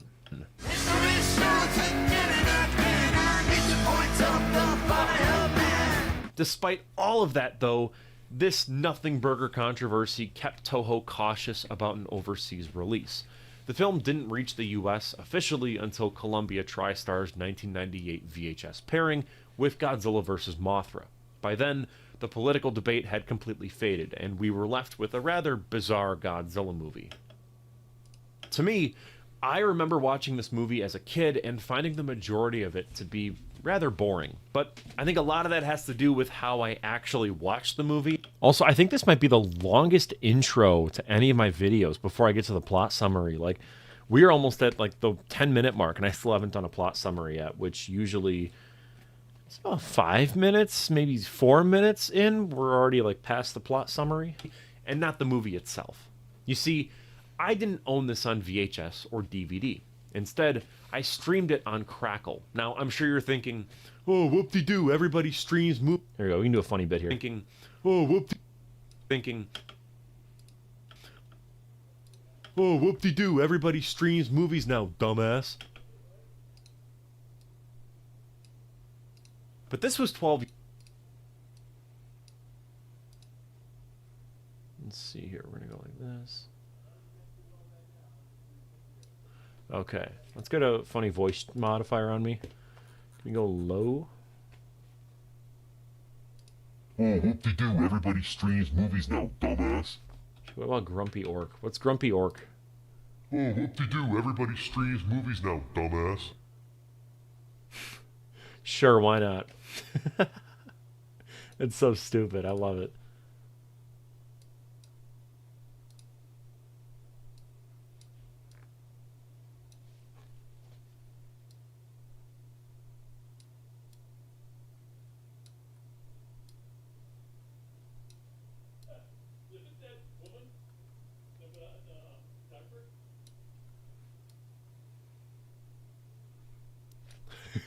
I'm sure you're thinking, oh, whoop-de-doo, everybody streams movies now, dumbass. But this was 12 years ago, in 2013. I'm not a big... I feel like it should be like here. Movies now, dumbass. But this was 12 years ago. I love Mecha King Ghidorah. Awesome monster. Awesome monster. Technical feat, too, for Suitmation. It's crazy. No, dumbass. But this was 12 years ago, in 2013. Streaming wasn't really the standard back then. Hell, it wasn't even normalized for a lot of people. I remember when I told my parents that there were Godzilla movies on the internet that you could watch for free. They were terrified. They thought I was on some piracy site and that I had infected the family computer with malware. But that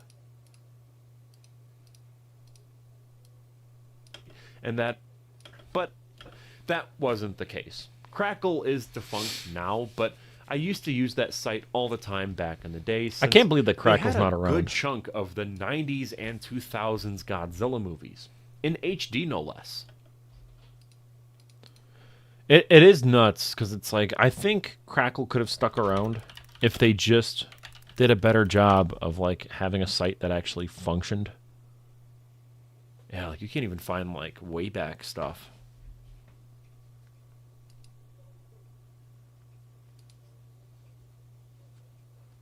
Yeah, see, there's, like, nothing, which really sucks. I wish I could get, like, a... Oh, here we go. Yeah, I know HBO Max does, but back in the day, Crackle was just great. It was like Tubi.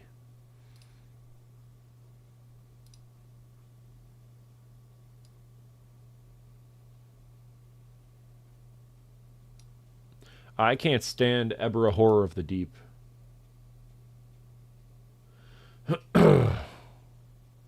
Let me see. Okay. Godzilla vs. King Ghidorah. Visual assets.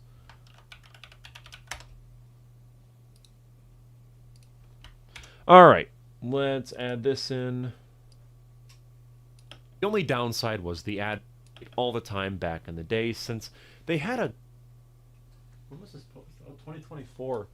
Yeah, no, never mind. I'm not going to include that, because that was right when Crackle, like, shut down.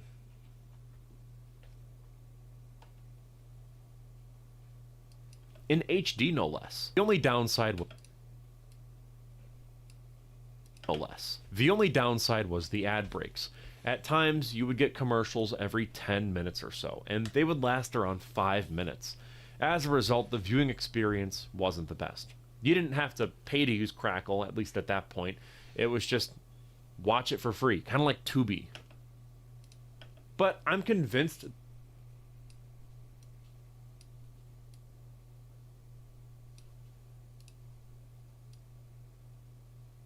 Yeah, there we go. And we're going to do like a little kind of zoom out with that little pause. It's just watch it for free, kind of like Tubi. But I'm convinced that it literally broke my brain and made me incapable of having a streaming service with ads on it. Nowadays, I'm subscribed to HBO Max, Paramount Plus. No, I'm not going to do a re-retrospective. I considered it, but at this point in time, I'm like, it's a bowl of worms. Or no, what is it? A can of worms I don't want to open up. It's like, well, if I do a re-retrospective on that, I'll want to go back and do re-retrospectives on everything. So what's done is done. I'm good. I don't find the need to do a re-retrospective on something I covered a year ago. I stand by almost everything I say. And I even have YouTube Premium, all of which I don't have ads on, because frankly, it's unbearable for me. I can't watch a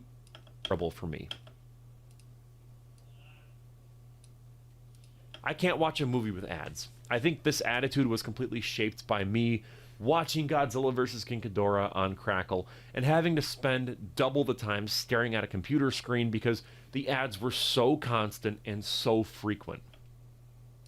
Okay, weird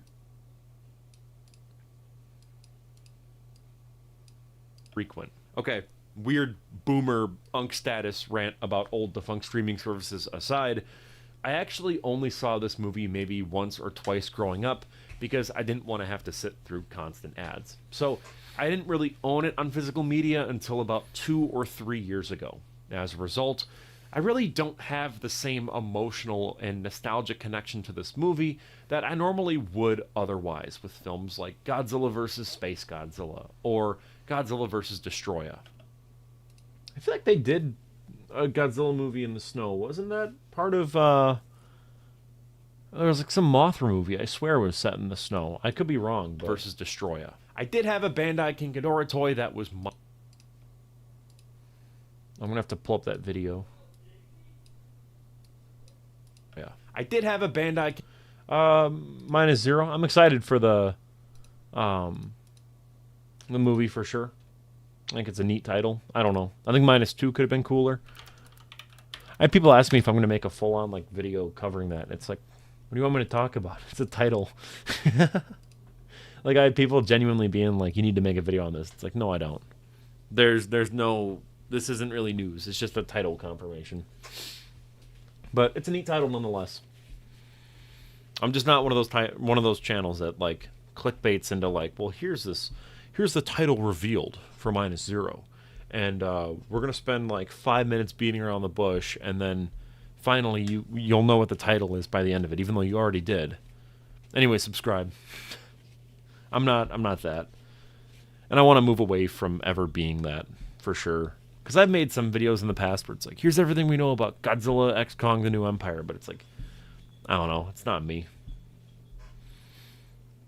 We'll wait for this video to download, and then I'll throw that clip in the timeline. But pretty cool, though. I dig the title. It's neat. Oh, man, dude, this was my Jay Schlatt era where I had sideburns and a mustache. Look at that. I should bring that back. That'd be cool. That'd be funny. I am growing the hair out again. That's partially why I've been wearing a hat, just because it's been such a pain to like deal with it. Also, I forgot I used to do this. CapCut does automatic text now, but back then I would just type all this out manually in Premiere Pro. Fucking hated it. It was so tedious. So tedious.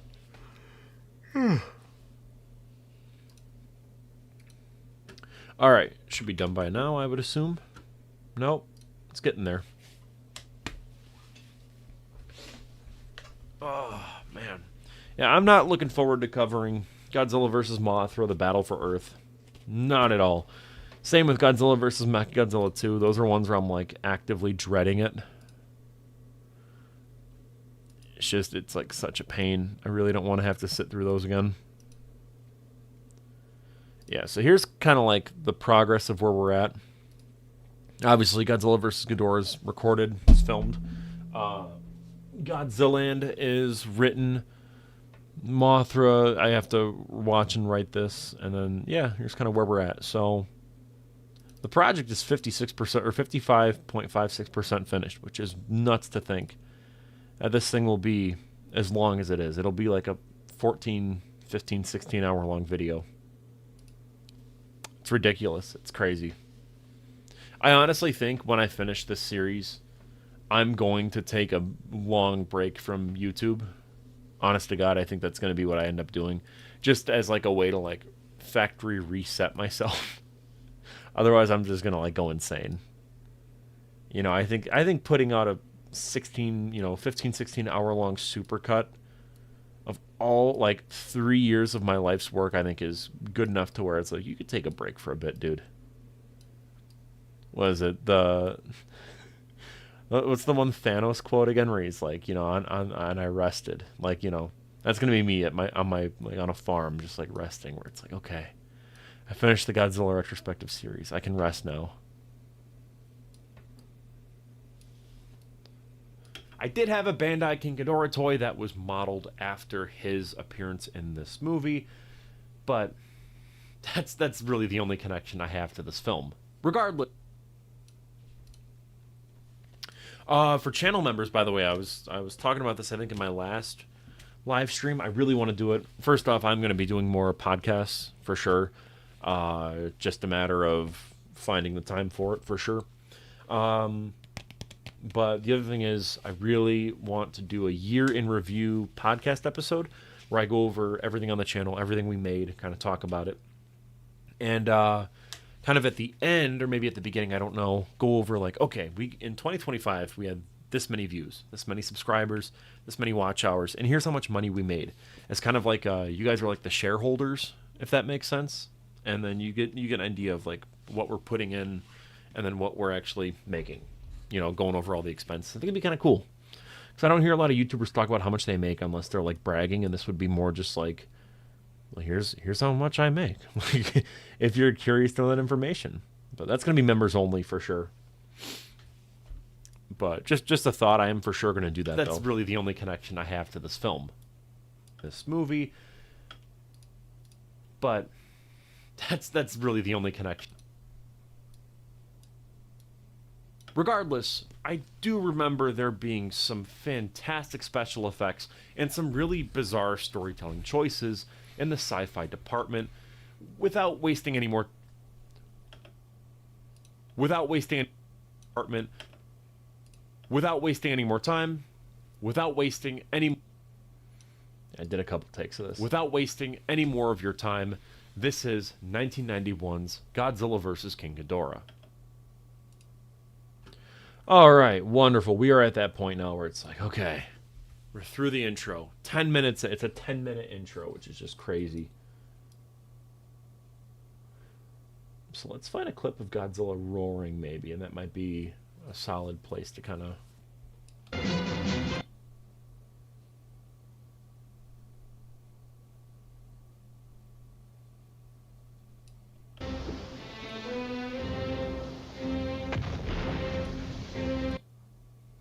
Oh, he does roar here.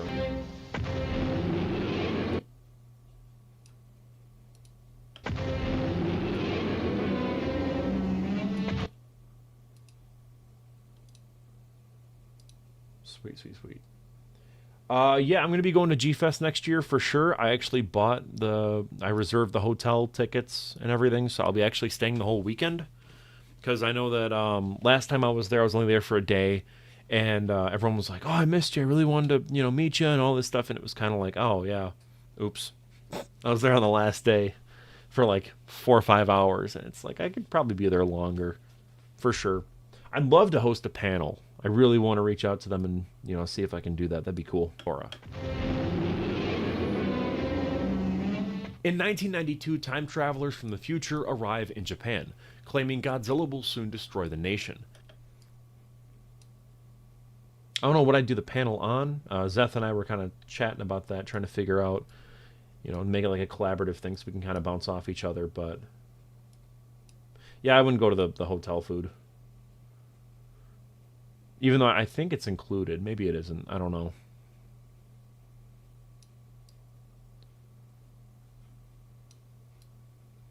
In 1992, time travelers from the future arrive in Japan.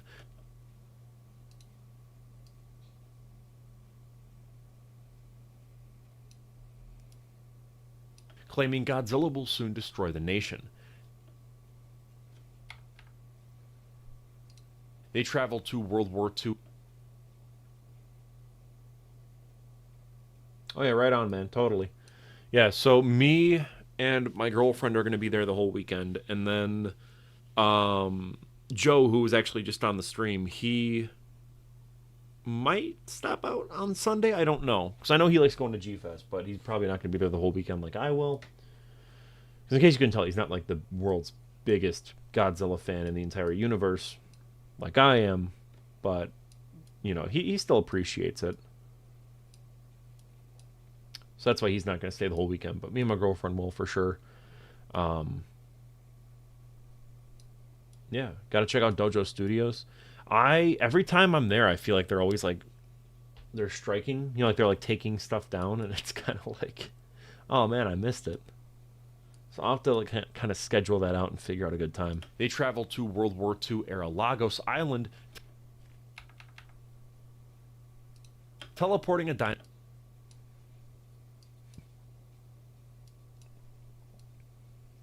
Yeah, no, I'm excited though for G-Fest for sure, because it's my first time actually being there for the whole weekend.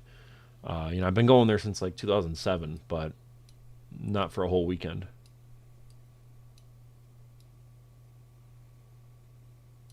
Which I'm very keen on, just kind of exploring that area around Rosemont in general. I like going to Gurney Mills, so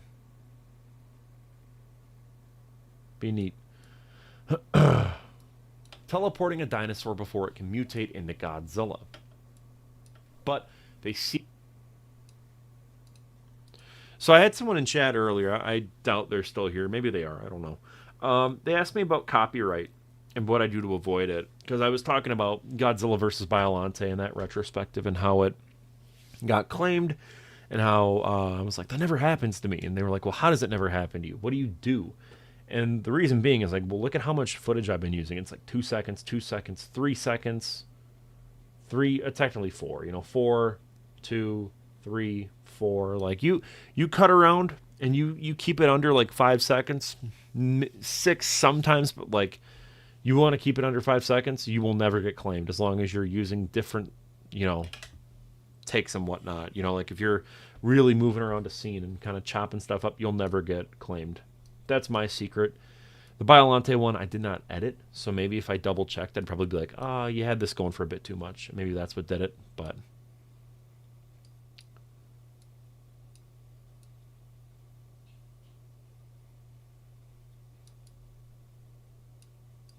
they secretly leave behind creatures called Dorats, which later transform into...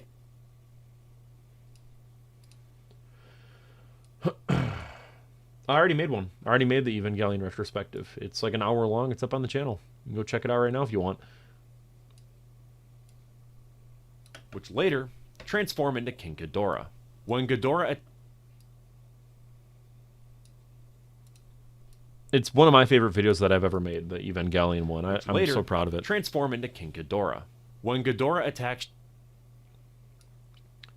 I think that is kind of like, unfortunately, a problem that my channel has, is that I post so much and I make so much content that, like, when I post a tentpole video, like a big one, I never let it kind of linger and, like, settle. So, like, people tend to miss a lot of stuff where it's like, oh, you made an hour-long NES Godzilla creepypasta video? It's like, yes, I did.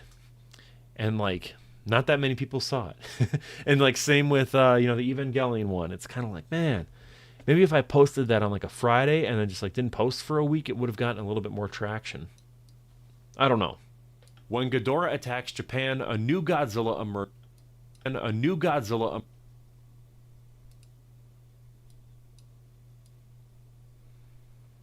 Actually, this might be a better clip for when I say a new Godzilla. When Ghidorah attacks Japan, a new... There we go. This is the most tedious part of editing, for sure.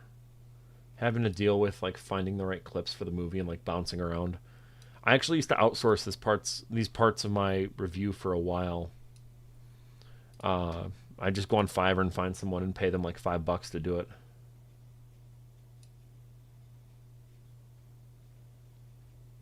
Yeah, I know the figures or the review. Wow, the reveal for Mecha King Ghidorah is awesome. I love it.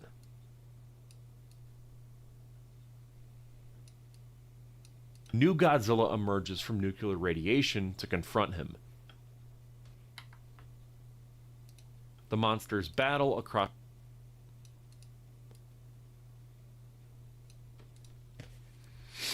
Yeah, no, my introduction to Mecha King Ghidorah was the Godzilla Unleashed on the Wii. That was kind of like my introduction. Pretty solid introduction to have, if I'm being honest,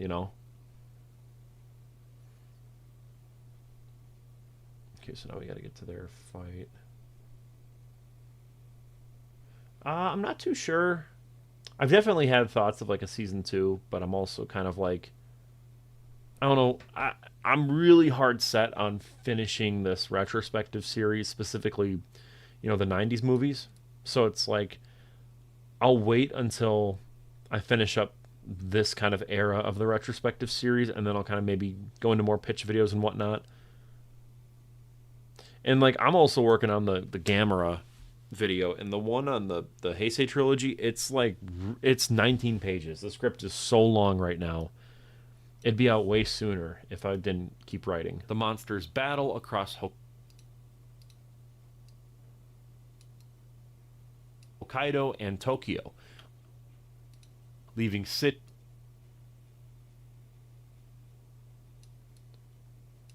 in ruin.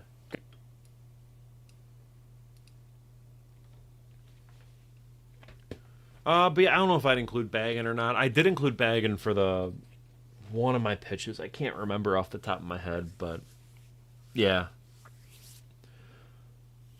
Yeah, I'm not too sure.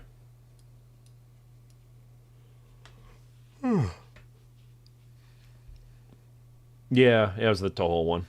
You know more than me.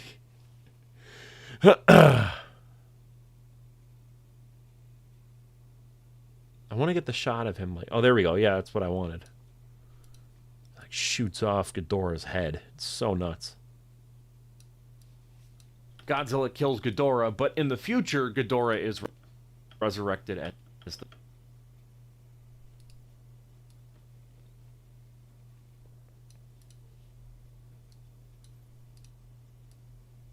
You know, there are times with this movie where I'm just like, dude, this kicks ass. Like, this is so fucking cool. You know, like where he's like blowing Ghidorah's head off, and then you've got like the Futurians like doing their shit. And I'm like, oh, this is so awesome. And but then you think about the plot for more than like 3 seconds, and you're like, this is the biggest piece of dog shit. I want to get that because who was it? JHTZLX, just because you referenced that intro. Yeah, here it is. I want to make sure it ends up in the actual video because it's a cool intro.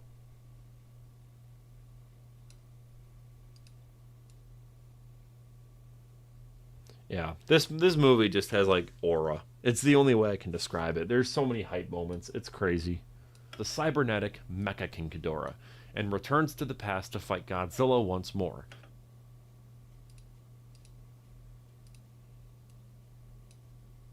Their clash devastates Tokyo.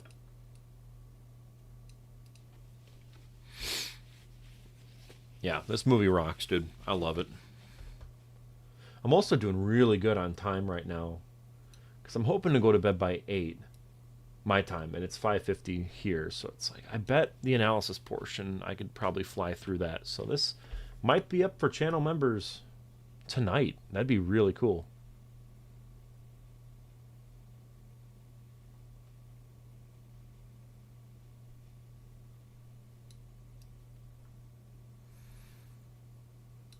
Once more, their clash devastates Tokyo, and both monsters plunge into the ocean.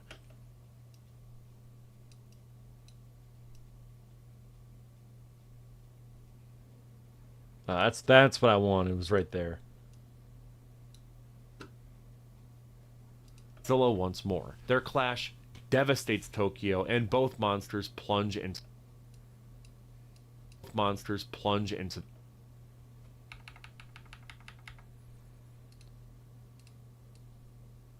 Man, I'm just thinking about back before I was working a full-time job, and I'd stay up all night and get a video done. It's like, I can't believe I was doing that. Looking back, I was like, that was stupid. I should not have been doing that shit.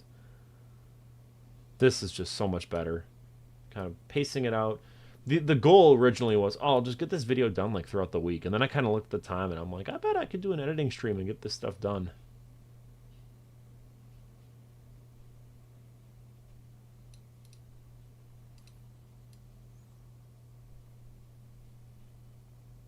I haven't seen Pluribus yet. I really want to, though. I just canceled Apple TV Plus because I didn't know what that show was going to be on. If I knew it was going to be on Apple TV, I would have probably kept my subscription for a bit longer, but... Into the ocean. Is it good? Do you like it? Beneath the waves, Godzilla stirs within the wreckage.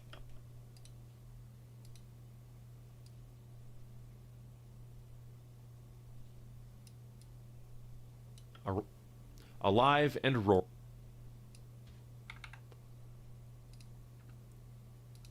Is it in the Breaking Bad universe or not? I've heard certain things and I can't tell if it was like people like trolling or whatever. I have no clue. I've seen Better Call Saul and Breaking Bad. It's been a while since I've seen Better Call Saul, so I don't remember much. But is it in the same universe? I really can't tell. Alive and roaring once again. Okay, it's not. Gotcha. I'm telling you, dude, this whole movie's nothing but aura and hype moments.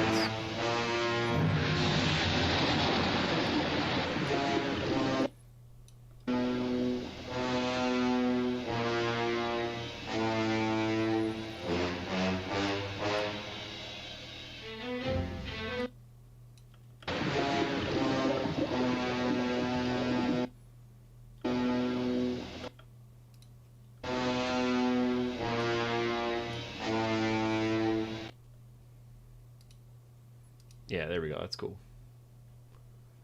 Yeah, I heard about that. It's pretty cool. With the whole Roger Rabbit thing going back to the original owner. I didn't even know that was like a conflict with copyright again. Right from its opening moments, Godzilla vs. King...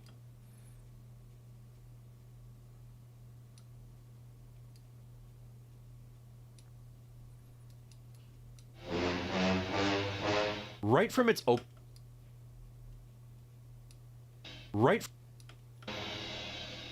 from its opening moment...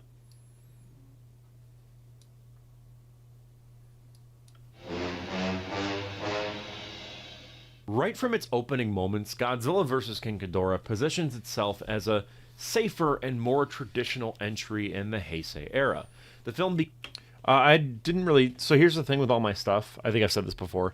I either have the movie as an like a rip from a DVD that I own, so I make sure I actually physically own it. And what I do most of the time is, unless it's public domain, I don't do this because who cares.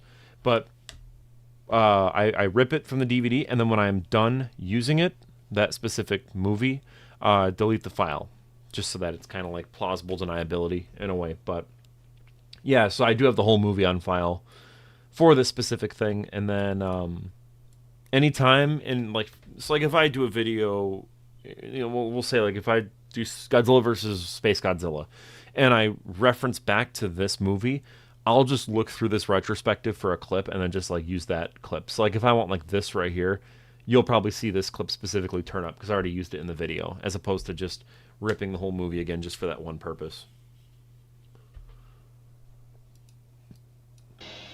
Right from its opening moments, Godzilla vs. King Ghidorah positions itself as a safer and more traditional entry in the Heisei era. The film begins with the iconic Toho logos underscored by Akira Ifukube's familiar march, signaling a conscious retreat to the comfort of legacy as opposed to experimentation. That single musical choice speaks volumes about the creative philosophy driving the entire project. So in case you guys are wondering how I write this stuff, by the way, with that specific thought, I just had that as soon as the movie started when I was like watching it and taking notes. I was like, okay, so I literally, here's what I do. So I open up a Google Doc on my phone and I'll go, you know, hit the, what is it, the microphone button, and I'll just start talking, and I'll say like, you know, it's crazy how they use the Akira Ifukube theme, because and I just let myself ramble, and then I like have a transcription of my insane ramblings. And I do that while I watch the movie. I almost do like a commentary track in a way.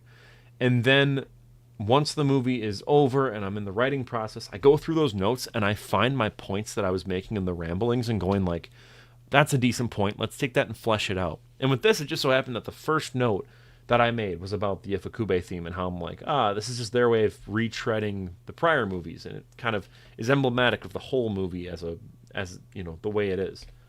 So that's why that kind of happens here, even though originally this was the start of the script, but actually now it's 11 minutes in, but still.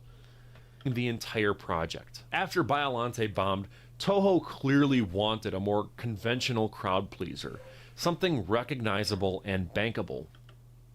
Where Return of Godzilla and Godzilla vs. Biollante sought to modernize the franchise through darker tones and biological horror,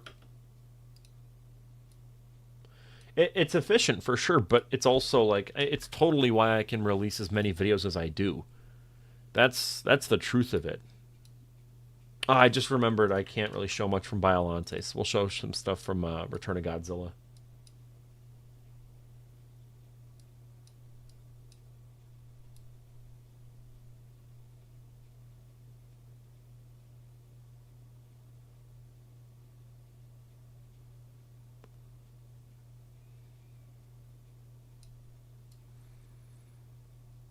Yeah, there we go. Where Return of Godzilla and Godzilla vs. Biollante sought to modernize the franchise through darker tones and biological horror. Have I run into any other channels stealing my work, or just the one I made a video on? Just the one I made a video on. I have like there's like a copyright tab where it like checks if anyone is like using your content. No one has been, which is wonderful. There are some false positives that show up where like this, for example, like if I show like a behind the scenes clip like this, Other people inevitably will use that too, and then that'll get like rung up on my thing. So I get a notification like, hey, this person stole your videos, and you look and it's just someone doing a video like this and they use behind the scenes footage. It's like, it's not my footage. I wasn't alive in 1984 to record this. You know what I mean? So talking about the workflow though, yeah, no, it's something I've like mastered over the years of like how to have an efficient workflow. When I set out to make the channel, that was like my goal. I'm like, I want to have something where I can easily like, if I have an idea for a video, I just make it. That's the concept. So like, you know, with these especially, you watch them now, they're not great. It's just voiceover. But I mean, like, look at how many I was able to make. I did one a day throughout the month of October, and I was able to just kind of go boom, boom, boom, boom, boom, boom, boom. They're short, and most of the time it's just kind of like behind the scenes stuff, plot summary, and then my review kind of at the end. But yeah, having a good setup is great. I think when I hit 50K subs, I'm going to do a video where I talk about how to make a video like what I do, where I talk about like, here's the camera I use. Here's the, you know, my entire setup. Like, I'm just going to take a big step back and just take a picture of like my set so you guys can get an idea of like the entire production flow of like a video and why I can make so many videos on this channel. It's just how it is. I mean, you look though, I haven't changed this in forever. Like, every video is pretty much fundamentally the same, where it's like, okay, maybe not this one. This one's funny. But like, where it's just me in front of a camera. That's all it really is. And I get it. Excuse me. I get how really quick figure show off. What are you talking about? Like my monsters? Like the toys? Because I mean, I did my whole video right here, the hour 30 breakdown of it. But oh, any figure that's just like around me? Sure. I got Orga right here. Ah, I just dropped die again, Rex. That's fine. I got Orga. He I got this on eBay for like $60, and I was like, yeah, that's a good price. And then I thought more about it. I'm like, why the fuck did I drop $60 on this figure? He looks good though. But I probably should have just waited for a Movie Monster series figure to come out for this. Yeah, the Spider-Man Lotus thing was really funny because that was like my first big video, I believe. Yeah, no, because I Doppelganger was my first kind of hit. This was like my real first hit. Well, actually, think about it. It wasn't my first big hit. We're gonna drop some lore. I gotta find this really quick. If it's still publicly available, we'll see. So I had a Godzilla viral video that came out. Yes. Yes, they're all still okay, yeah. So this was a video I posted. I'm not joking. 10 years ago, so this is my old channel if you guys are curious. I mainly use it just for like personal stuff, you know, for this one upload. But so 10 years ago, when Godzilla King of the Monsters was still, you know, like in development, like I don't even think they were filming yet, I posted this video to my like old channel where I just found these stupid screenshots of like concept art that were so obviously fake, and I was like, official leak Godzilla 2 2019 concept art. That was the title of the video. And comments are turned off because I think I got like a couple where they're like, you're gay, and I just like turned off comments. Some of these are just Godzilla heritage. It's so bad. But yeah, this was my first ever real viral video, I guess you could say. Oh, I did a reaction video too to Godzilla Resurgence, because at the time that's what it was called. Dude, look at this outfit. Holy crap. North America or us Westerners, you know, type it in, go. Let's watch this video, boys. What's going on, everyone? And today I'm going to be talking about the new Godzilla Resurgence movie. It's coming out July 29th in 2016. and I'm very excited for it. That's me. So in case you don't know, it's basically the Japanese remake of Godzilla, and there's only been 2 trailers out, and I don't want to show them because of copyright issues, but just, you know, type it in, go check it out. But I'm going to be talking about the monster design and certain financial decisions, all that fun stuff. So anyways, guys, let's get right. So this is 2016, so I was how old would I have been here? 2016 minus 2002, I would have been 14 years old in this video. The outfit is because of Def Leppard. I still love Def Leppard. I'm actually working on a video about them right now for the channel. But this was like what they would wear all the time. And I thought it was like the coolest thing ever. So I would always like wear it in videos at that time. 160, dude. I wish I still had that. I could probably sell that, make some money. This is a flex, actually. That actually kind of goes hard. I would probably wear that. Anyways. But yeah, no. Right into it. So the film will be released in Japan. It's just me talking. I did get a sneak peek of some of the toys that they will be releasing, and I will put those up on the screen right now. Figures will be sold on eBay for, I think, about $5 if I'm... That's wild, dude. That's so funny. Well, it's funny because I'm 23 years old. I look way older, and I think it's just the weight. Like, once I shed the weight, I'll look a bit normal. I won't look as old. Are there any more? Oh, this one's a classic. Oh, my word, dude. Hi, Billy Mays here! Do you have AIDS, HIV, SCID, asthma, eczema, Dude, or this type 1 sucks, dude. diabetes? This is so funny. How can you fix this problem? For only 3 payments of $19.99, you can buy the Billy Mays Certified Healthy Lifestyle. This was a class project I did in middle school, and it's hilariously bad.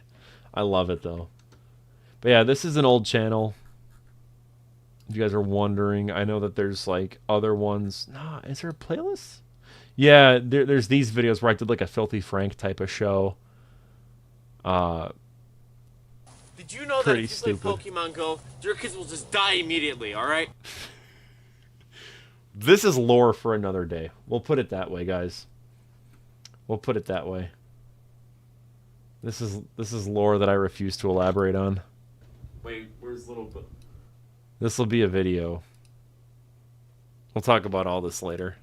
5'9". That's Tiny Tim's. Dude, this is Tiny Tim's. Yeah, there's so much fucking lore in this stupid series. This video is nuts, looking back on it. I don't think I can actually show... That's a gun. I refuse to go into this, but... yeah, this is just schizophrenic nonsense, and it's hilarious. I'm just wearing a beaver costume, just doing dumb shit. Yeah, I'll make a video on this. Tell you what, if I ever hit 100K, I'll make a video about the Cole Show, and I'll give a whole lore breakdown of this terrible, terrible, terrible series. I did this one for a class project. Welcome to Cooking with Footman. So today's a very special video. Today we're going to be doing Irish soda bread. Let's go. That's it. We're done. We're done. I'm not watching this anymore. This is a wild series, and I really want to get into it on the channel, but just not now. It is cinema. It is cinema, but it's also like, tell you what, how about this? 50K subs. If we hit it before Christmas, if we hit 50K subs before Christmas, I will do a video on the Cole Show, and I'll do a video talking about how I make my videos. I think that'd be a fun way to kind of do it. Magical horror. Godzilla vs. King Ghidorah shifts gears into nostalgia. I've completely changed in the way I make videos now. Nostalgia, reprising the same musical and thematic beats that audiences first heard all the way back in the 1960s. Well, actually, not really. So here's what happened. Being for real now about Wade, if you're really curious. So I was always skin and bone for a long time, and then I got a job at McDonald's in 8th grade, And I was still, I maybe put on like 10 pounds when I started that, because they give you a 50% off discount. So for lunch, I'd always have McDonald's. And then if I worked mornings, I'd do breakfast and lunch from McDonald's. Terrible for you. But, so in 8th grade, I probably put on about 10 pounds. And then it was like 10 pounds and 10 pounds and 10, like every year is about 10 pounds I'd be putting on. And I was about 240, 250 around junior year of high school. Mind you, I'm 6'8", so that is a bit fair. You know what I mean? Like, I didn't look too crazy fat. But then when 2020 happened, and you guys all know what happened that year, I was stuck inside, so I just went on the treadmill, lost a ton of weight, an unhealthy amount of weight, we'll say. I got down to about 170 at one point in my life, which, again, I'm a tall person, so that's very underweight. That would be like if a normal person got down to like 70 pounds. You know what I mean? Like, it's not healthy. And then after senior year of high school, I went to college. I put on like 15 pounds because, you know, freshman 15. And then I just ate a bunch because it was just a mix of a lot of different problems. And, you know, Rocky Roll Coke was Pizza Man. Kills me. So, and yeah, and then I just put on a ton of weight. And then I blew my knee out. So it was like, oh, I'm down. I can't exercise much. And so then I put on even more weight. And at my heaviest, I was about 300 pounds in college. That would have been about here, if you guys are wondering. That would have been about right here, these videos. So you actually, I think I'm at my heaviest here. You can really see in some angles where I just look, I'm clean shaven, so I don't look huge, but you can see when I'm like walking up that I'm pretty big here. But yeah, I was really heavy there. Very skinny when I was making these. I wonder, is there a... I don't think I'm in this video, but there's an interview that I filmed where I'm like here, and I was like deathly skinny. But yeah, no, I've kind of like, I'm not as big anymore. Actually, no, this is, I think, my heaviest. I think you could see me at multiple points. You could see just how heavy I really am. Yeah. This was right after I blew my knee out, too. So like, you could really see that I'm big here. But I'm down to 272 right now. So, you know, the goal is to get down to about 200 and then maintain that. Actually, I don't look too big here. Yeah, the problem with me running is that my knee is messed up. So I've been mainly doing elliptical, you know, the bike one. And then when I can, I stand up. And then I'm, you know, just trying to watch what I eat, doing that. But that's a topic for another day. I will 100% make a weight loss video when the time comes. You know, when I get to that point in my life. But anyways, yeah, no, that's the lore, essentially. I wonder, is there, because I was pretty heavy when we were doing, yeah, you can see here I'm pretty big. I was pretty big there, but anyways, I hope I can look back on this footage and say, man, I was really big. Look at how thin I am now. Regardless, let's lock in. But yeah, just a little bit of a tangent about my past. Don't get me wrong, I love Ifukube's work. It's iconic.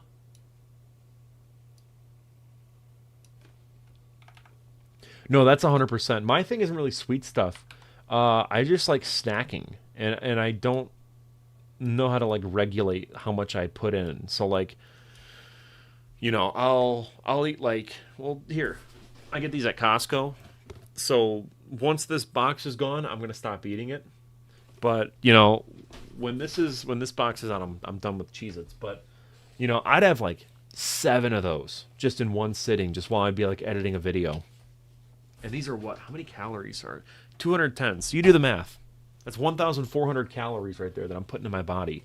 That's about what I eat in a day now that I'm trying to lose weight. So it's just not a healthy lifestyle. Iconic for a reason, but the sonic palette here feels cautious. Gone are the experimental flourishes like Biowars, replaced instead by orchestrations that could have underscored something like Destroy All Monsters. This new era of Godzilla, but yeah, that's sort of like where I'm at right now. It's just it's a pain in the ass because it's all mental. So Yeah, you have to kind of regulate that. I really want to get a YMCA membership and swim, because I feel like if when you swim, you're working out your entire body as opposed to just cardio. And swimming, you cardiovascular, you get strength training, you get cardio, of course, but it's like it's everything. You get everything in there. So that's sort of what I was thinking. It's like I should probably get a Y membership. I'll save up some money to do that, though, because it is a bit pricey. This new era of Godzilla had all the potential in the world to reinvent Godzilla for a new generation, but this film chooses to preserve as opposed to challenge. It's a creative comfort zone masked as a triumphant return. I didn't do band in high school, but I was a theater kid. I know I talk like kind of a band kid or like a theater kid, but yeah, I used to have that on the elliptical, but it just got depressing with 600 Pound Life. Right now, I've been watching. Oh, who's the guy? I have some of his stuff bookmarked. Let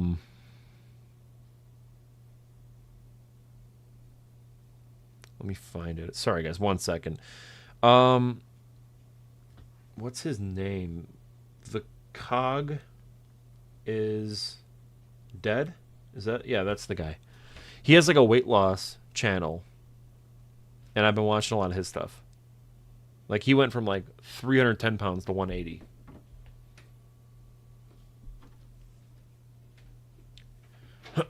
Hey, 1 second.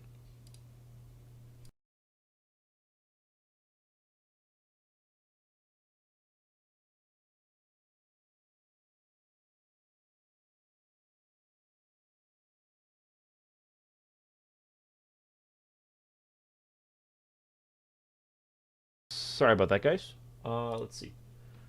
So I was a theater kid. What shows did you do and what roles did I get? Yeah, I'll totally answer that. I won't tell you what the school was, of course, but so let's see. So my first role, I was in Seussical when I was in middle school, and I was Cat in the Hat for that one. That was a lead. That was so much fun. 8th grade, I was in. What was the 8th grade play? Oh, it was Shrek, and I was like a utility guy. So I had like, let's see, I was the werewolf. It was the wolf. The from Red Riding Hood. Farquaad's dad, and one of the knights. When Fiona gets rescued. Then in 7th grade, in freshman year of high school, I did You Can't Take It With You, and I was an FBI agent in that. And then I was in Midsummer Night's Dream. I played Demetrius, that was Shakespeare, man. That was hard as hell. Let's see. I want to just turn around. It's behind me. That's right. I did Clockwork my sophomore year of high school, and Clockwork was a really fun kind of murder mystery. Takes place down in the South. I was kind of like the dumb dad in that one. It was wonderful. We had like a dialect coach come in, and I learned how to speak with a Southern accent, and it was really great kind of getting that Southern drawl in and figuring out how to get to that point where you're sort of, you have to lean into it a bit, where at first it's really bad, but you'd stay in character, and you would talk in a Southern accent all the way through, and then you'd gradually get your way back out of it, and you go back to your normal voice. It was a really interesting piece of training to do. I want to learn more accents just because it's a lot of fun for acting. Let's see. I was in Number of the Stars, which is a World War II one. I played a German soldier. I'm not going to say, I didn't like that role one bit, but you get what you get with theater. Let's see. I did Night of the Living Dead. I was Ben, the main character. That was a lot of fun. They did something kind of cool where it was like all like black and white. Like they like painted us like a pale kind of like white. It was really, really unique. I've used a couple pictures from that show in some of my videos. Because the main cast, pretty much everyone that was in that cast was in one of my movies on my channel, so I figure it's fine if I use that. And then, yes, we were going to do Willy Wonka, but then that was 2020, and then that got canceled, so then I was in Camp Paradise, which was like an anthology thing. I played a camper who got attacked by a bear, and then I directed a one-act play, and it was like a horror one, so...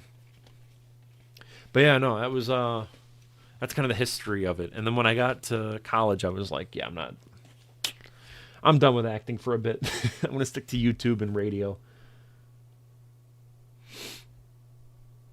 Yeah, and I had to learn a German accent, and I still can't do a German accent. I am not from Kansas. I'm from Wisconsin. I got that Wisconsin voice to me, that Wisconsin dialect. Monsters. This new era of Godzilla had all the potential in the world to reinvent Godzilla for a new generation, but already edited that part. Okay, return. Even with that critique, my Neanderthal caveman inner kaiju-loving brain can't deny how thrilling it is to see King Ghidorah return in all of his golden glory. I ain't got a problem with Kansas whatsoever, man. I'm trying to think. I don't think I've ever been to Kansas, but I do love Kansas City barbecue sauce. That's probably my favorite type of barbecue sauce ever. No matter how safe the story feels, the craftsmanship. But yeah, no, I like Kansas City barbecue sauce. It's great stuff. It's the only thing I know about Kansas, beyond the Chiefs.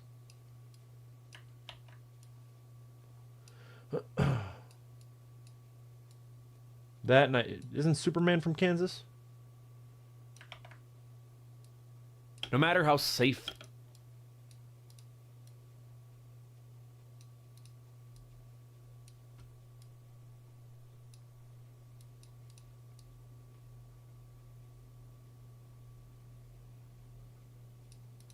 All right, cool.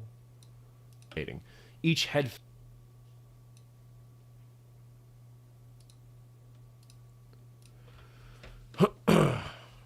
Yeah, dude, this movie rocks.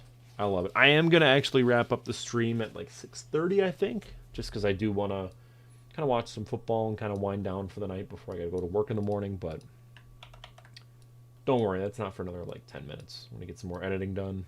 Feel free to ask me anything too. Each head feels alive, constantly writhing and reacting with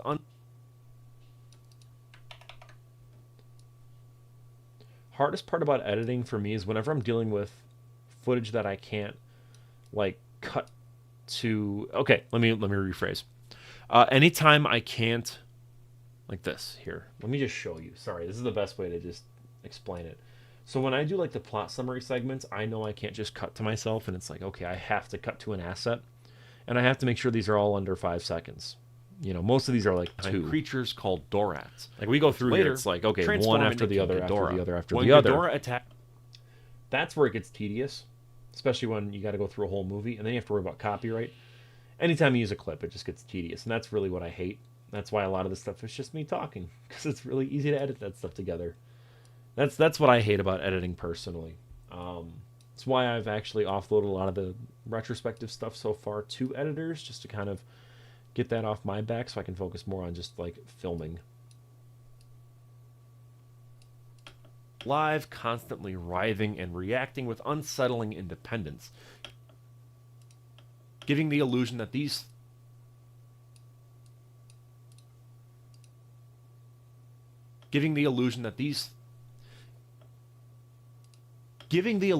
this three-headed beast truly exists in the same physical space as Godzilla. It is funny how people don't know that I'm 23. They think I'm like 40 or 30, and it's like I don't think you understand how age works. But yeah, no, I'm a younger fella. I love Godzilla though, and it is funny how kind of like it's wild how diverse the Godzilla fandom is. How it's everyone of different ages. Also, this shot here totally feels like something out of like the Showa era. Crazy. I'm 23. I'm not 40, but I've heard someone say I look like I'm 40. His sheer size and presence dominate the screen.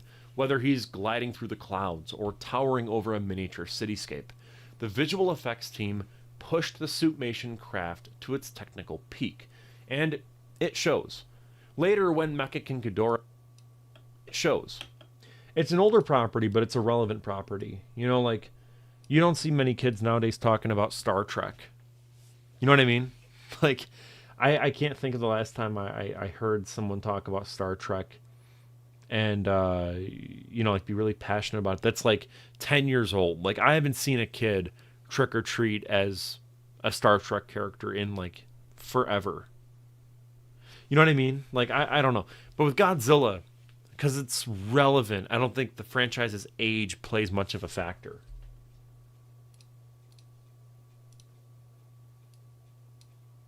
That's just my take on it.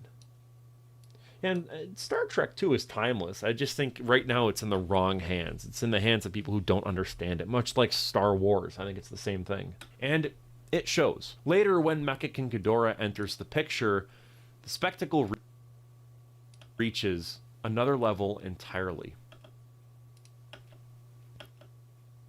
So, someone asked me about what's the worst part of editing. This right here, where it's like when I mention something in the script, and then it's like, fuck, I gotta like pull that clip up now.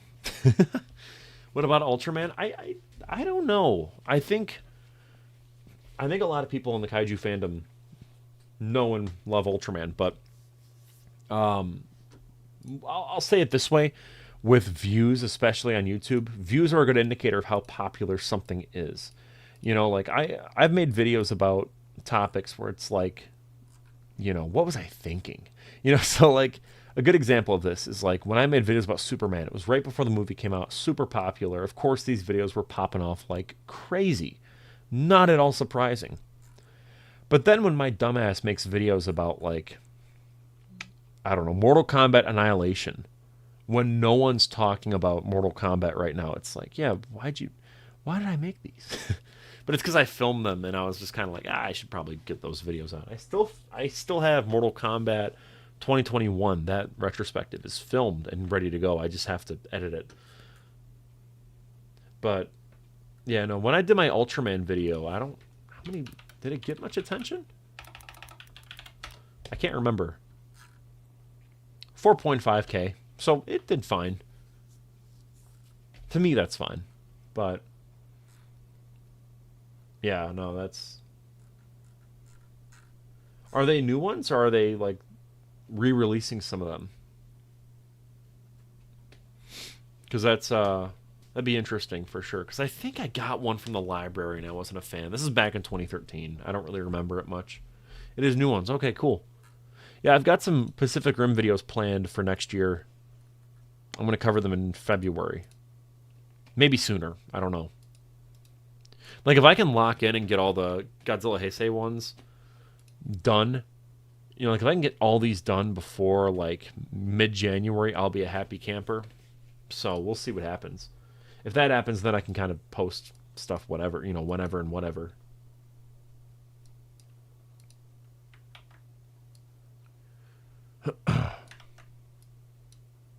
So, here, let's get... Yeah, this is the shot I want. Where they show all the Later, good when stuff. Mecha King Ghidorah enters the picture, the spectacle reaches another level entirely. Another level.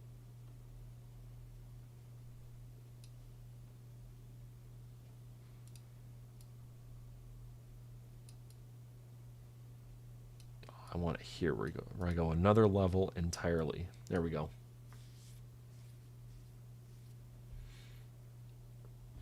Yeah, no, well, here's the thing. I prefer the Showa era, actually, to any other era, because I grew up with those on TV and with, you know, with my grandpa. I'd watch them all the time. But, yeah, the 90s stuff I love just because they have so much to say.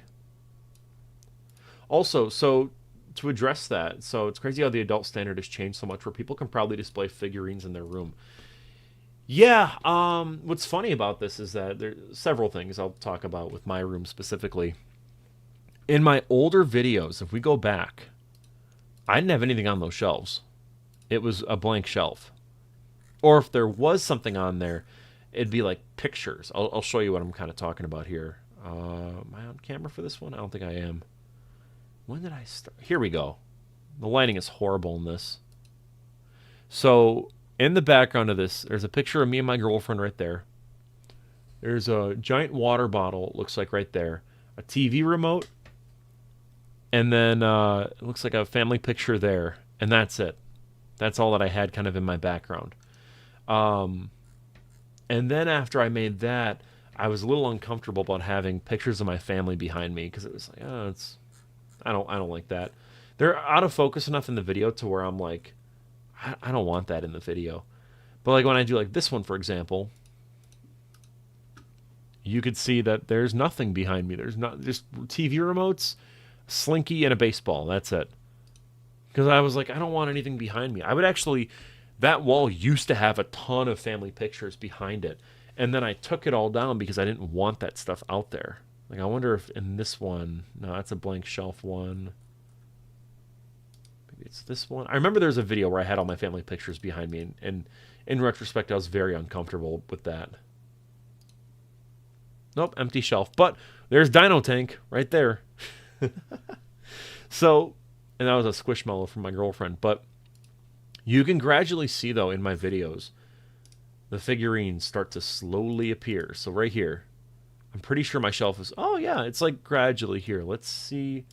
Can I get like a timeline? Because it'd be funny if you could see the figures gradually appear in the background. Yeah, so look, so you see just a couple Ultramen guys. Some Daimajin, Rodan, Dino Tank, and then my water bottles, which I remember that water bottle. That thing was huge.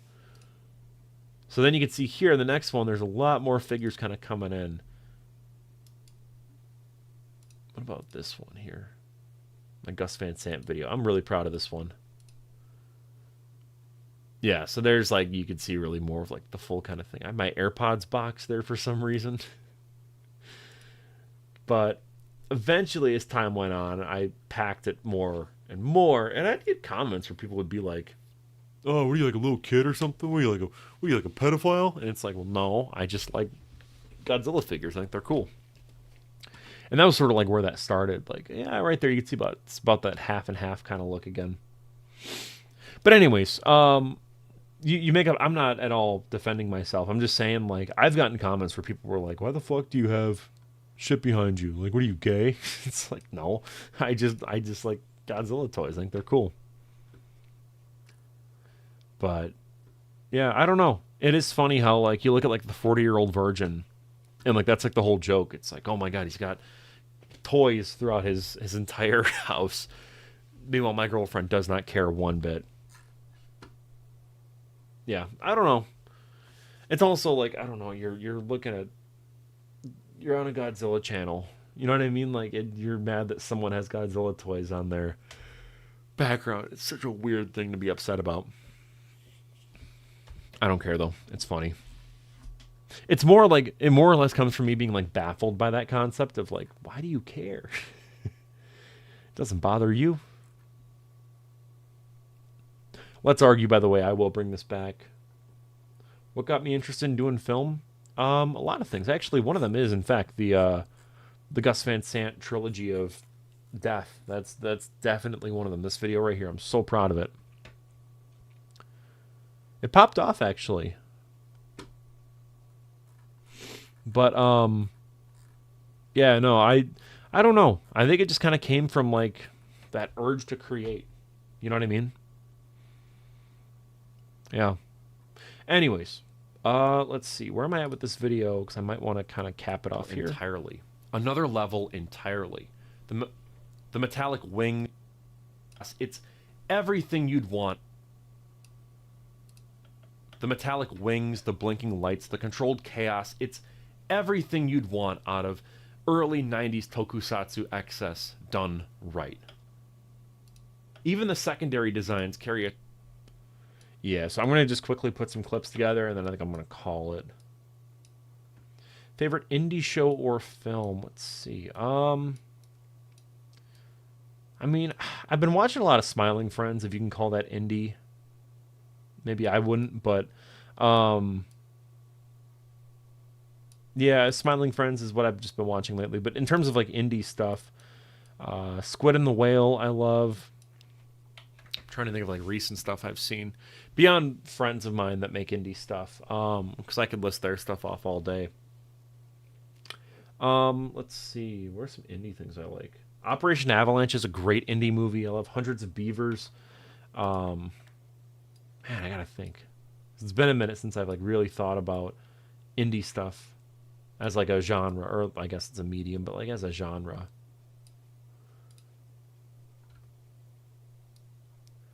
Yeah, but you got to practice at it, though. If you want to do anything, you have to practice and just keep working at it. Otherwise, you're never going to get good at it. Like, that's just the honest truth. Like, my early videos, if you go, like, just, ready, we're going to pull up one of my old videos. That's not copyright claim, where I'm actually on camera. Here, we'll do the Spider-Man Lotus one. Look at how bad this video is. This is terrible. Was announced. Sean Wife. Here. And bigotry. So how did we get here? We're going to go through a timeline of events. This is the rise and fall of... It's terrible. This is an awful video. It's out of focus 90% of the time. So just keep making stuff and you'll get better at it.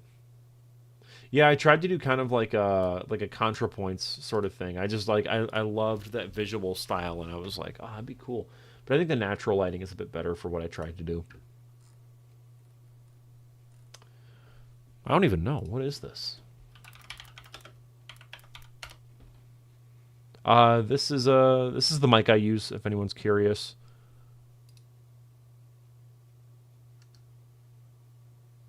I'm not too sure. It's a dynamic microphone. I don't know if there's like a specific... But yeah, this is what I use. It's wonderful. Highly, highly, highly recommend it. It says 80 to like 100, but I bet you can get this bad. But yeah, you can get it used for like 35 bucks.